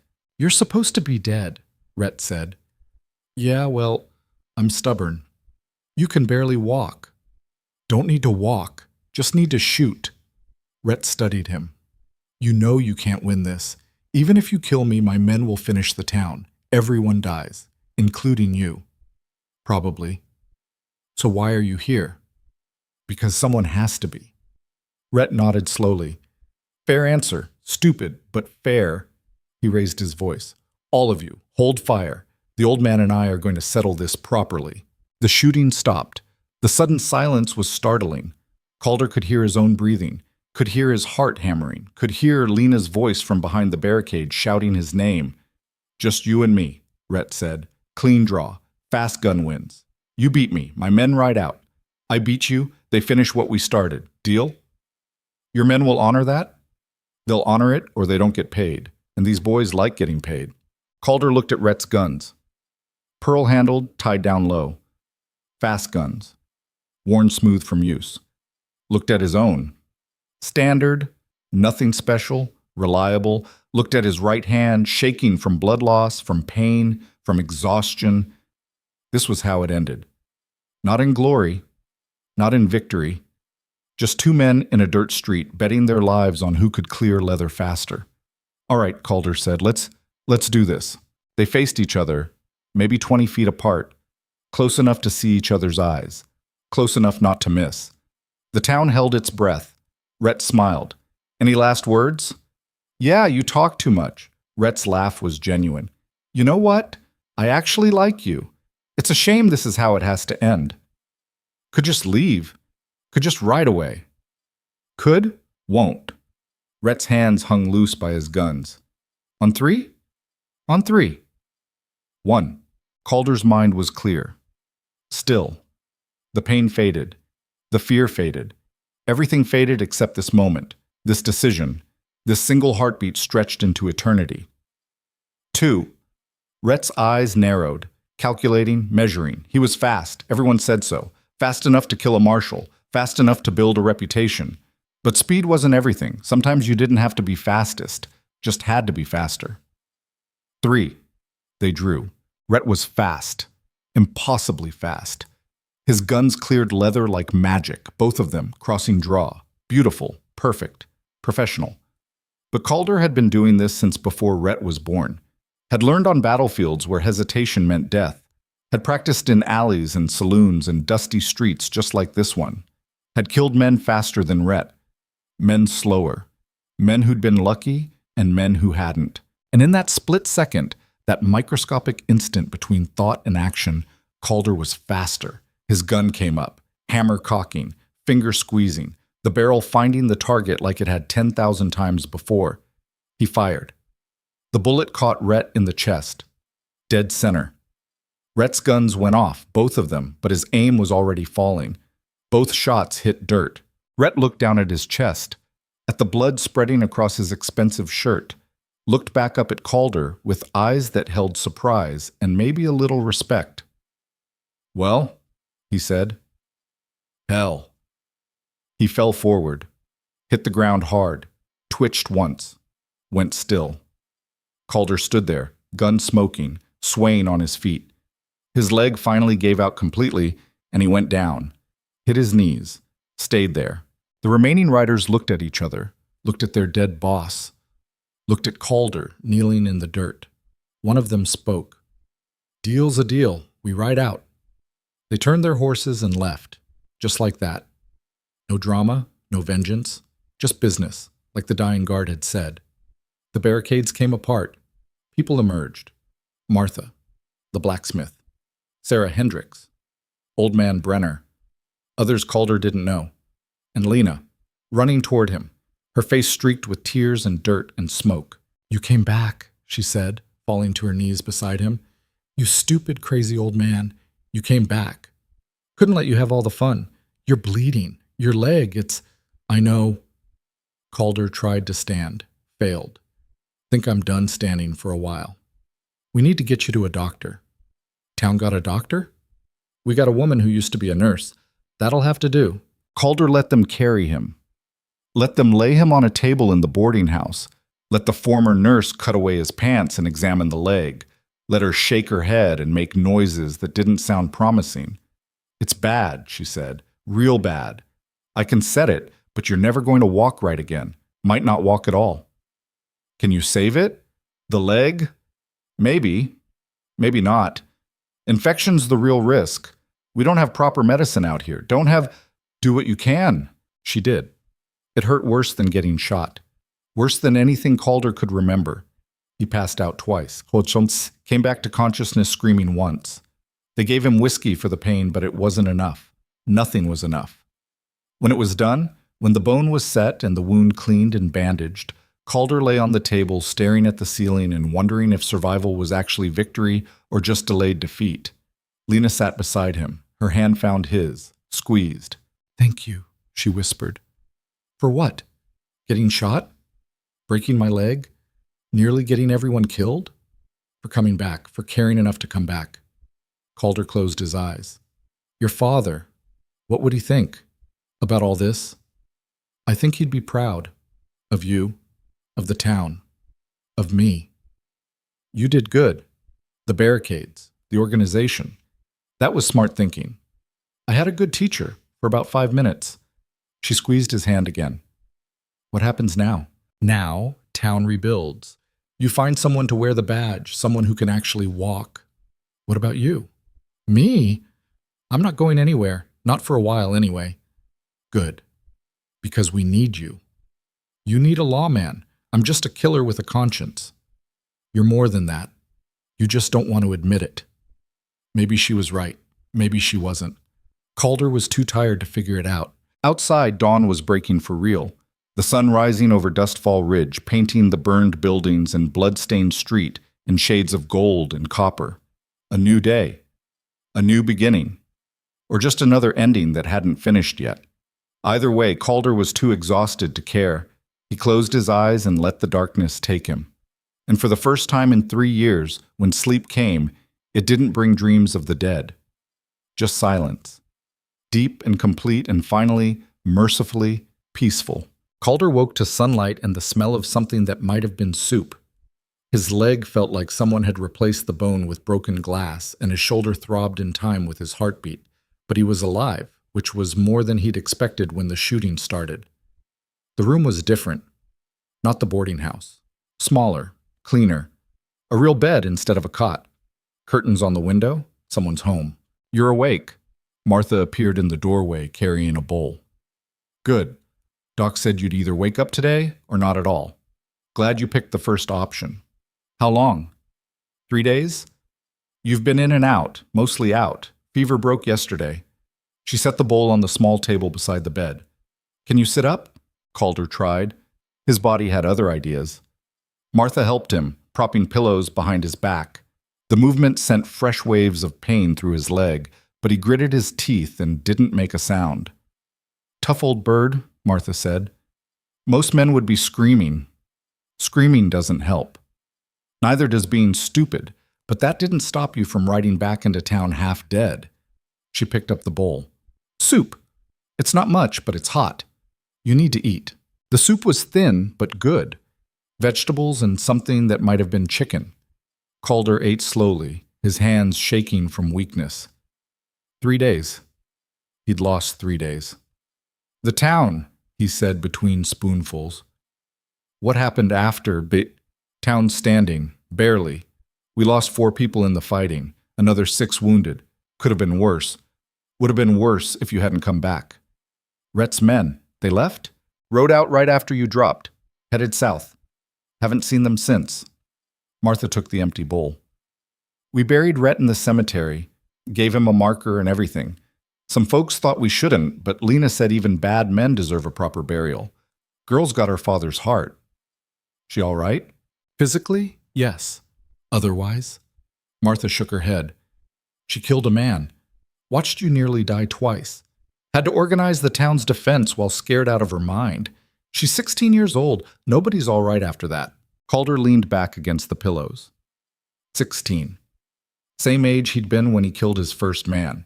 That one had been self-defense, too, a drunk who'd pulled a knife in a card game. Calder could still see his face sometimes in that space between waking and sleeping. 40 years later, and the memory hadn't faded. Where is she now? Making rounds, checking on the wounded, talking to folks about rebuilding. Martha moved to the window, looked out. She's wearing her father's badge, pinned it on herself yesterday morning. Said someone had to do it. She's too young. So were you once. So was everyone who ever wore a badge in a town that needed one. Age doesn't matter much when nobody else is volunteering. There has to be someone older, someone with experience. Martha turned to face him. There's you. I can't even walk. You will. Doc says with time and work, you'll walk again. Not like before, but enough. I'm not a lawman. No. You're something better. You're someone people believe in. Someone who came back when he could have run. Someone who faced down impossible odds and won. She crossed her arms. Whether you like it or not, you're a symbol now. Ashhand, the legend who saved Dustfall Ridge. I'm not Ashhand. That man died 3 years ago. Then who shot Rhett Calderon in a fair draw? Who killed 2 men in a burning church and lived? Who rode back half dead to save a town full of strangers? Martha's voice was sharp. You can run from a name all you want, but you can't run from what you did. And what you did was give these people hope. Maybe for the first time in their lives, they believe someone gives a damn whether they live or die. Calder stared at the ceiling. Hope's dangerous. Makes people think things can get better when they usually just get worse. That's the saddest thing I've heard all week. And I buried 4 people. The door opened. Lena stood there, her father's badge glinting on her chest. She looked older than she had 4 days ago. Harder. Like something had crystallized inside her that wouldn't melt again. You're awake, she said. Seems that way. I'll leave you 2 alone. Martha headed for the door, stopped beside Lena. Don't let him tell you he's leaving. His leg won't carry him 10 feet, let alone out of town. She left. Lena came in, pulled up the chair, sat down. They looked at each other for a long moment. You look terrible, Lena said finally. Feel worse. Good. Maybe next time you'll think twice before riding into a firefight with a broken leg. Wasn't broken when I rode in, just damaged. Semantics. She leaned back in the chair. The town wants to thank you, officially. They're planning some kind of ceremony. Brenner's writing a speech. No. I told them you'd say that. Then why bring it up? Because I wanted to see your face when you said it. A ghost of a smile. You really hate being appreciated, don't you? I hate being put on display like some carnival attraction. I did what needed doing, that's all. What needed doing was impossible. You did it anyway. That's called heroism. It's called stupidity. I got lucky. Lena's smile faded. 4 times? You got lucky 4 times? Against professional killers wearing body armor? Against Rhett Calderon, who was supposedly the fastest gun in 3 territories? She shook her head. That's not luck. That's skill. That's years of being better than everyone else at something most people can't do at all. Being good at killing isn't something to celebrate. No, but being willing to kill for the right reasons is something to respect. Calder shifted in the bed, trying to find a position that didn't hurt. Failed. How are you doing? Really? I'm fine. You killed a man 3 days ago. Nobody's fine after that. Lena was quiet for a moment. I see him sometimes. Hector. When I close my eyes. The scattergun going off. His face. The way he fell. She looked down at her hands. Does it get easier? No. People keep telling me it will. That time heals. That I'll forget. They're lying. You don't forget. You just learn to carry it better. That's not very comforting. Wasn't meant to be. You asked for the truth. Calder met her eyes. The weight doesn't go away, Lena. You killed a man. That's a permanent thing.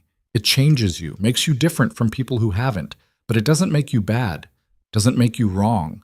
It just makes you someone who did what she had to do when the moment came. And if I have to do it again, then you'll carry that weight too. And the weight after that, And eventually you'll be so loaded down with dead men and hard choices that getting out of bed feels like work. He gestured at himself. You'll wake up 52 years old with a broken leg and a list of regrets longer than your arm, and you'll wonder if any of it mattered. Did it matter? Calder thought about that, about all the men he'd killed, all the towns he'd saved, all the people who were alive because he'd been fast enough, ruthless enough, willing enough to do violence when violence was the only answer. I don't know, he said finally. Ask me in 40 years. Lena stood, walked to the window, looked out at the town. They're calling you Ash Hand again. The name's spreading. By next week, it'll be in every saloon and general store within 100 miles. The man who saved Dustfall Ridge, the legend who came back from the dead. I'm not a legend. I'm just old and stubborn. You're both. She turned to face him. And whether you like it or not, this town needs you. Not just to recover, not just to rebuild, but to believe that standing up to evil actually works sometimes. Evil's a strong word. What would you call what Rhett did? What he was? He killed my father, terrorized this town for 6 months, burned the church with you inside it. If that's not evil, I don't know what is. Evil. Good. Those are words people use when they want things to be simple, but they're not simple. Rhett was cruel, greedy, violent, but he was also smart, organized, probably had reasons for what he did that made sense to him. You're defending him? I'm saying people are complicated, and reducing them to good and evil makes it easier to kill them, but it doesn't make it true. Calder closed his eyes. I've killed good men who made bad choices. Bad men who were protecting people they loved. Men who deserved it. Men who probably didn't. And at the end of the day, they're all just as dead. That's bleak. That's honest. Lena came back to the chair, sat down. So what do we do now? I'm wearing a badge I'm not qualified for. You're in a bed you can't leave. The town's looking for direction nobody can give them. What's the answer? There isn't one. Not a simple one anyway. Calder opened his eyes. You rebuild. You organize. You figure out how to make this place defensible if trouble comes again. And you accept that trouble probably will come, because that's how the world works. Bad men don't stop existing just because you killed one. That's not very inspiring. You want inspiring? Go to church. You want the truth? Here it is. Life's hard. It's violent. It's unfair. People you love die. People you hate survive. And the only thing you can control is how you respond when the bad things happen. And how should I respond? However you need to. There's no right answer. Your father chose to stand and fight. Henderson chose to run. Both choices made sense for who they were. You have to figure out who you are and make your choice based on that. Lena fingered the badge on her chest. I think I'm someone who stands. Then you'll probably die young, but at least you'll die as yourself. You really know how to motivate people. Never been much good at speeches. A knock at the door. The blacksmith, his name was Thomas, Calder learned, stuck his head in. Sorry to interrupt. Lena, we got a situation. What kind of situation? Riders, coming in from the east. 3 of them. They're flying a white flag, but after everything that's happened, Lena stood immediately. I'll handle it. Wait. Calder tried to sit up further, winced. Help me up. You can't walk. Then get me a crutch or a stick, something. You just woke up from 3 days unconscious. You're not going anywhere. Those riders could be Rhett's men coming back for revenge. Could be more trouble. Could be nothing. And if it's something, I'll handle it. Lena's voice was firm. You taught me to stand on my own, so I'm standing. Stay here. Rest. Let me do this. She left before he could argue. Thomas lingered in the doorway. She's got her father's fire, he said. Stubborn, brave, probably too brave for her own good. Yeah, Calder said. I noticed. You think she can do this? Lead the town? Keep us safe? Honestly? I don't know. But I think she'll die trying, and sometimes that's all you can ask. Thomas nodded and left. Calder lay in the bed, frustrated and useless. He could hear activity outside, voices, movement, the sound of horses, and he couldn't do a damned thing about any of it. Martha returned maybe 20 minutes later. Well? Calder demanded. Well, what? The riders. What did they want? To show To deliver a message from the territorial governor's office, if you can believe it. Seems word of what happened here spread fast. They're sending a real marshal, someone with credentials and authority, should be here within the week. Relief washed over Calder, followed quickly by suspicion. Why? The territory doesn't care about towns like this. We're too small, too remote. Apparently, we're not anymore. The story of Ashhand saving Dustfall Ridge from the Calderon gang has reached Santa Fe, Denver, maybe even Washington. You're famous again, whether you like it or not. I don't like it. Nobody cares what you like. You're a symbol now, the lone gunfighter standing against tyranny, the legend who proved that good can triumph over evil. Martha's voice was dry. They'll probably write songs about you. I'd rather be shot again. Too late. You lived. Now you have to deal with the consequences. Over the next week, Calder learned what those consequences looked like. Visitors. Dozens of them. People from neighboring towns who'd heard the story and wanted to see the man who'd done the impossible. Reporters from newspapers in Santa Fe and Denver, wanting interviews. A man from a publishing house in New York who wanted to write a book. Calder refused them all, told Martha to turn them away, to tell them he was dead, dying, too injured to speak, anything to make them leave. But the legend grew anyway. Ashhand, the ghost who walked, the fastest gun in the West, the man who'd cleaned out the Calderon gang single-handed and saved a town from destruction. None of it was true. Not really. But truth didn't matter when people needed heroes. The marshal arrived on the 8th day. His name was William Porter, and he was everything a marshal should be. Mid-40s, experienced, calm. He had kind eyes and hard hands and a way of talking that made people trust him. Within an hour of arriving, he'd assessed the town's defenses, interviewed witnesses about the Calderon gang, and sat down with Lena to discuss her temporary role as law enforcement. Porter came to visit Calder that evening. "You're the famous Ashhand," he said, sitting in the chair beside the bed. "I'm Calder Voss. Ashhand's just a name." "Names have power, especially out here." Porter studied him. "You did good work. Saved this town. Gave them hope. I killed 4 men and nearly died doing it. That's not good work. That's desperation. Call it what you want. The result's the same. Dustfall Ridge is free. People can walk the streets without fear. That's worth something. Until the next Rhett Calderon shows up. Then we deal with that too. That's what law's for. To stand between people in the darkness. Not permanently, not perfectly, but enough." Porter leaned back. "The girl, Lena, she's got potential, good instincts, brave, but she's 16. I know. I could use a deputy, someone local, someone people trust. You interested?" "I can't walk." "You will. Give it time." "I'm not a lawman." "You're exactly a lawman. You just don't like the title." Porter stood. "Think about it. No pressure. But this town needs someone who'll stand when things get hard. And you've already proven you will." He left. Calder lay in the bed and stared at the ceiling and thought about what it meant to stand. To stay. To stop running.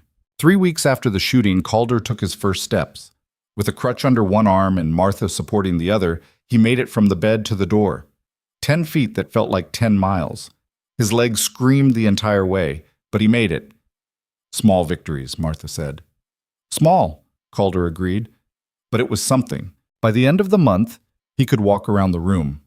By the end of the second month, he made it outside. The town had changed. New buildings going up where old ones had burned, fresh paint on the saloon. The church being rebuilt, stone this time instead of wood. And everywhere, people working. Together. Organized. Purposeful. Lena saw him from across the street and came running. "You're walking." "Barely, but yeah." "How's it feel?" "Hurts like hell, but I'll take it." He looked around. "Town's looking good. We're trying. Marshal Porter's been a huge help. Got us organized, set up a proper watch. Even convinced some of the surrounding ranches to contribute to a defense fund." She smiled. "Turns out people are willing to help when they think it'll make a difference." "That's good. Real good." They walked together. Slow. Calder using the crutch, Lena matching his pace. The afternoon sun painted everything golden, and for the first time since he'd arrived, Dustfall Ridge actually looked like a place worth saving. Porter asked me to be his deputy, Lena said. Official this time. Badge and everything. What'd you say? I said yes. Figured I already killed a man and organized a militia. Might as well make it official. She glanced at him. He asked you too, didn't he? Yeah. And? And I'm thinking about it. Really? You're actually considering staying? Calder stopped walking, looked at the town, at the people, at the life happening all around him. I spent 3 years running from who I was, trying to bury Ashhand, trying to be someone else, someone normal. He turned to Lena. Didn't work. You were right. You can't run from yourself, and maybe instead of running, I should try standing still for once. See what happens. You'd stay? In Dustfall Ridge? Maybe. For a while. See if I can actually help instead of just destroy. Lena's smile was bright enough to hurt. The town would love that. I would love that. Don't get too excited. I'm old, broken. Not much use in a fight anymore. You're Ashhand, the legend. Just being here makes people feel safe. Legends are just lies that people believe because the truth's too complicated. Or maybe legends are what we need to believe in when the truth's too dark. She started walking again. Either way, you're stuck with us. Your leg won't carry you far enough to escape. She was probably right. The leg was getting better, but it would never be what it was. He'd walk with a limp the rest of his life. Running was out of the question, which meant if trouble came, he'd have to stand and face it instead of riding away. Maybe that wasn't such a bad thing. They made it to the edge of town where the desert began, stood looking out at the endless expanse of rock and sand and sky. You think Rhett was right? Lena asked, about the strong taking what they want? He was right that it happens, wrong that it should. So what stops it? What stops the strong from just crushing the weak? People like your father, people like you, people willing to stand in the gap and say, not here, not today. Calder shifted weight off his bad leg. It's not perfect. It doesn't always work. But it's better than the alternative. Which is giving up, letting the Retts of the world do whatever they want, accepting that might makes right, and there's nothing anyone can do about it. Lena was quiet for a moment. Is that what you did? For 3 years? Give up? Yeah, I got tired. Tired of fighting. Tired of killing. Tired of being what everyone needed me to be. So I stopped. Tried to disappear. He looked down at her. Didn't take. Turns out you can't escape yourself. Not really. You can run, you can hide, but eventually you end up right back where you started. And where's that? Standing in some dusty town, trying to figure out if anything you do actually matters. Does it? Calder thought about that. About Dustfall Ridge, about Lena wearing her father's badge, about people rebuilding instead of running, about the way fear had been replaced, however temporarily, with something that looked like hope. Yeah, he said finally. I think maybe it does. They walked back together as the sun set, painting the sky in shades of fire. The town was lighting lamps, preparing for evening. Smoke rose from chimneys, children played in the street. Someone was singing in the saloon, a song Calder didn't recognize. Normal life, the kind that happened when people weren't afraid. Martha had dinner waiting when they got back. Simple fare, beans, bread, coffee. But it was hot and plentiful and shared with people who'd become something like friends. Porter wants an answer soon, Martha said, about the deputy position. Tell him I'll take it, on one condition, which is, I don't wear a badge, don't want the attention, don't want people thinking I'm the solution to all their problems. Calder sipped his coffee. I'll help. I'll stand when needed. But I'm not a symbol, not a legend, just a man trying to do better than he has. I'll tell him, Martha said, though I suspect people will make you a legend whether you want to be one or not. She was right, of course. The story had already spread too far to contain. Ashhand saving Dustfall Ridge, the fastest gun in the West standing against tyranny, the legend who proved that one man could make a difference. None of it was true. Not really. But Calder was learning that truth was less important than what people needed to believe. And if they needed to believe that good could triumph over evil, that courage mattered, that standing up to bullies actually worked sometimes, well, he could live with being the vessel for that belief. Even if it meant carrying a weight he'd tried to put down. 2 months after the shooting, Dustfall Ridge held a ceremony. Not for Calder, he'd refuse that absolutely, but for the 4 people who died defending the town. A proper memorial in the rebuilt cemetery. Headstones with their names, words about sacrifice and courage and the price of freedom. Calder stood at the back, leaning on his crutch, watching. Lena gave a speech, short, simple, about her father, about the people who died, about the importance of remembering that peace wasn't free and freedom wasn't guaranteed. She was good, natural. People listened, believed. After the ceremony, Old Man Brenner found Calder. "You did good," Brenner said, "saving this town, giving us a chance. I just killed the men who needed killing. That's more than most people can say. More than most people are willing to do." Brenner pulled out a pipe, started packing it with tobacco. "I knew your father, you know, back before you were born. He was a good man, hard, but good." Calder went still. "You knew him?" "Rode with him during the war, saw what he could do with a gun. You got his talent, his speed, but you got something he didn't." "What's that?" "Conscience. Your old man could kill without blinking. You kill and carry the weight. That's the difference between a killer and a warrior." Brenner lit the pipe. "He'd be proud of you, even if you don't think you deserve it." He walked away, leaving Calder standing there with thoughts he didn't want and memories he'd tried to forget. That night, Calder sat on the porch of the boarding house and watched the stars come out. His leg ached, but it was a manageable ache, the kind you could live with. Lena joined him, sitting on the step below. "You ever regret it?" she asked. "Coming back? Getting involved?" "Every day. But I regret the alternative more." "Which is?" "Riding away. Letting you and this town burn. Living the rest of my life knowing I could have made a difference and chose not to." He shifted position. "Regret's a funny thing. You can regret what you did or regret what you didn't do. Either way, you're stuck with it. So we're all just stumbling around making choices and hoping we pick the right ones?" "Pretty much."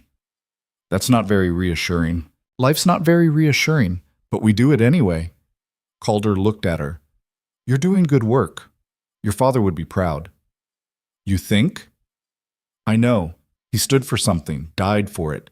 You're carrying that forward. That's worth something." They sat in comfortable silence, watching the town settle into night. Somewhere, a baby cried. A dog barked. Normal sounds. Life sounds. The kind that happened when people felt safe enough to live instead of just survive. "You know what I learned," Lena said finally, "from all this?" "What?" "That courage isn't about not being afraid. It's about being terrified and doing what needs doing anyway." She looked up at the stars. "I was scared every second, when I pulled that trigger, when I organized the defense, when I pinned on this badge. Scared I'd fail. Scared people would die. Scared I wasn't good enough, smart enough, strong enough. But you did it anyway."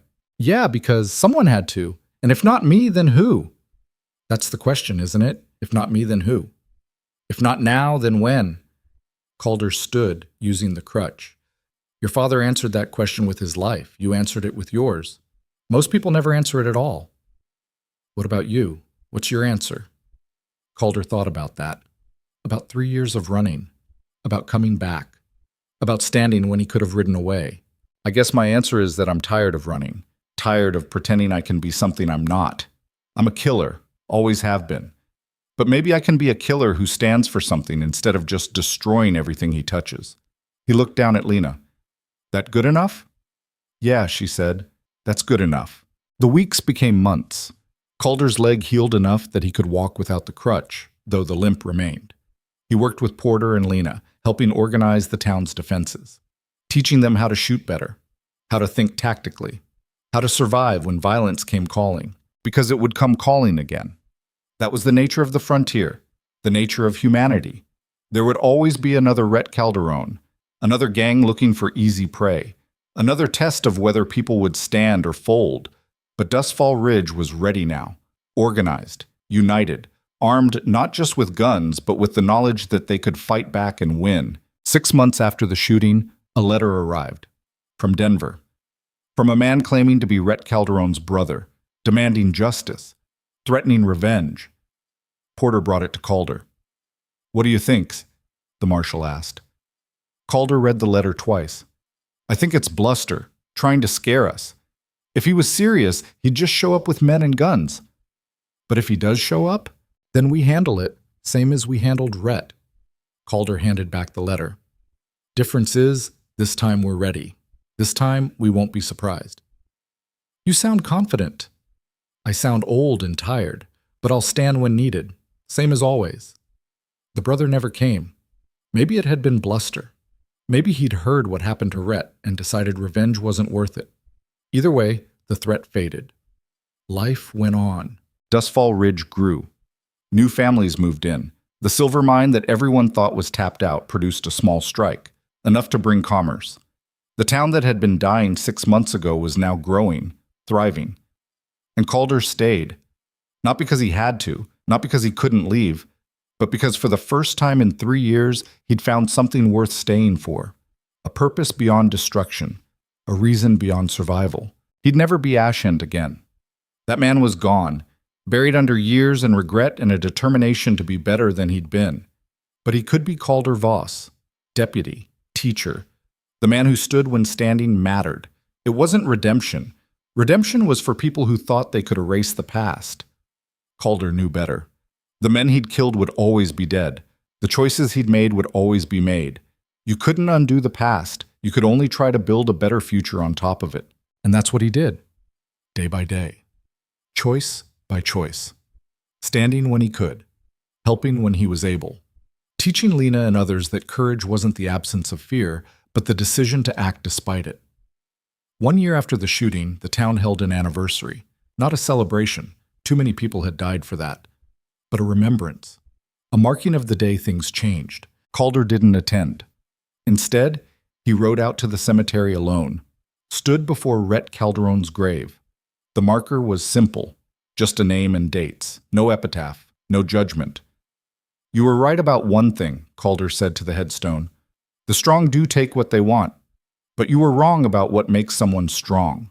It's not speed, not violence, not the willingness to hurt people. It's the willingness to stand when standing cost you everything. The wind carried his words away.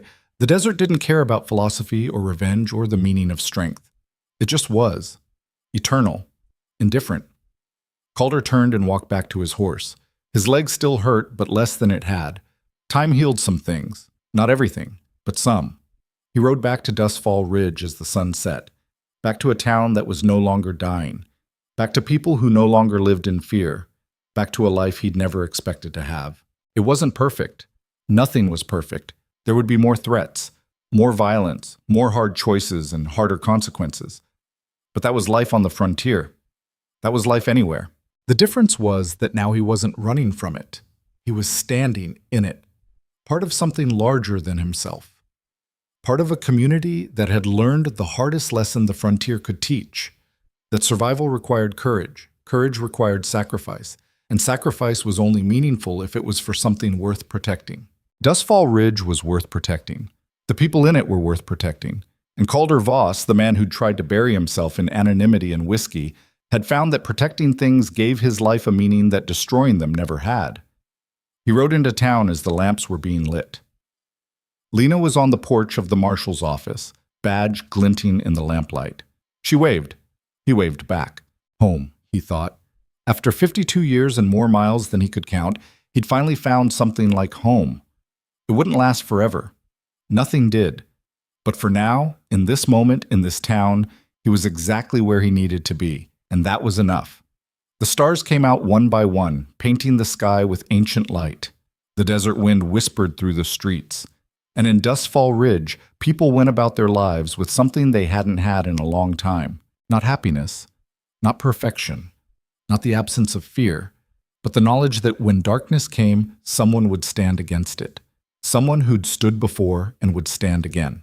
Someone who'd proven that courage wasn't something you were born with, but something you chose, every day, in every moment that mattered. Calder Voss unsaddled his horse and walked into the boarding house, his limp barely noticeable anymore. Tomorrow would bring new challenges, new threats, new tests of whether this fragile peace could hold. But that was tomorrow's problem. Tonight, Dustfall Ridge slept easy.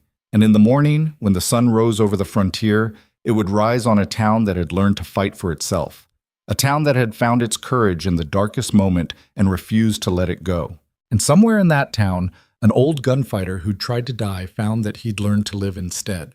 Not perfectly, not without cost, but honestly, openly. Standing tall despite the weight of his past and the uncertainty of his future.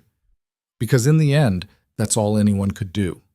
Stand, choose, try to be better than yesterday, and hope that when the final accounting came, the good outweighed the bad. It wasn't much, but it was something, and sometimes something was all you needed to make a difference that lasted long after you were gone.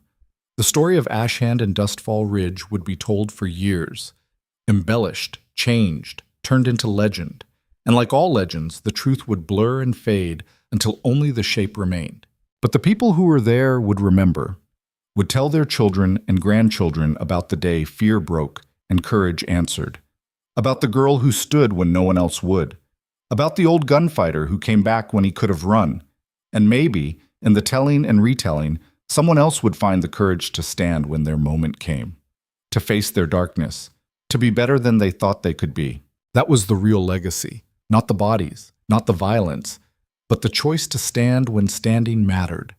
And in Dustfall Ridge, on a quiet frontier night under an infinite sky, that choice had been made, and the echo of it would ripple outward, farther than anyone could measure, lasting longer than anyone could know. Calder Voss went to sleep that night without dreams of the dead, just the quiet darkness of earned rest. And in the morning, when he woke, it was to a new day, in a town that had learned to hope again. That was enough. That was everything.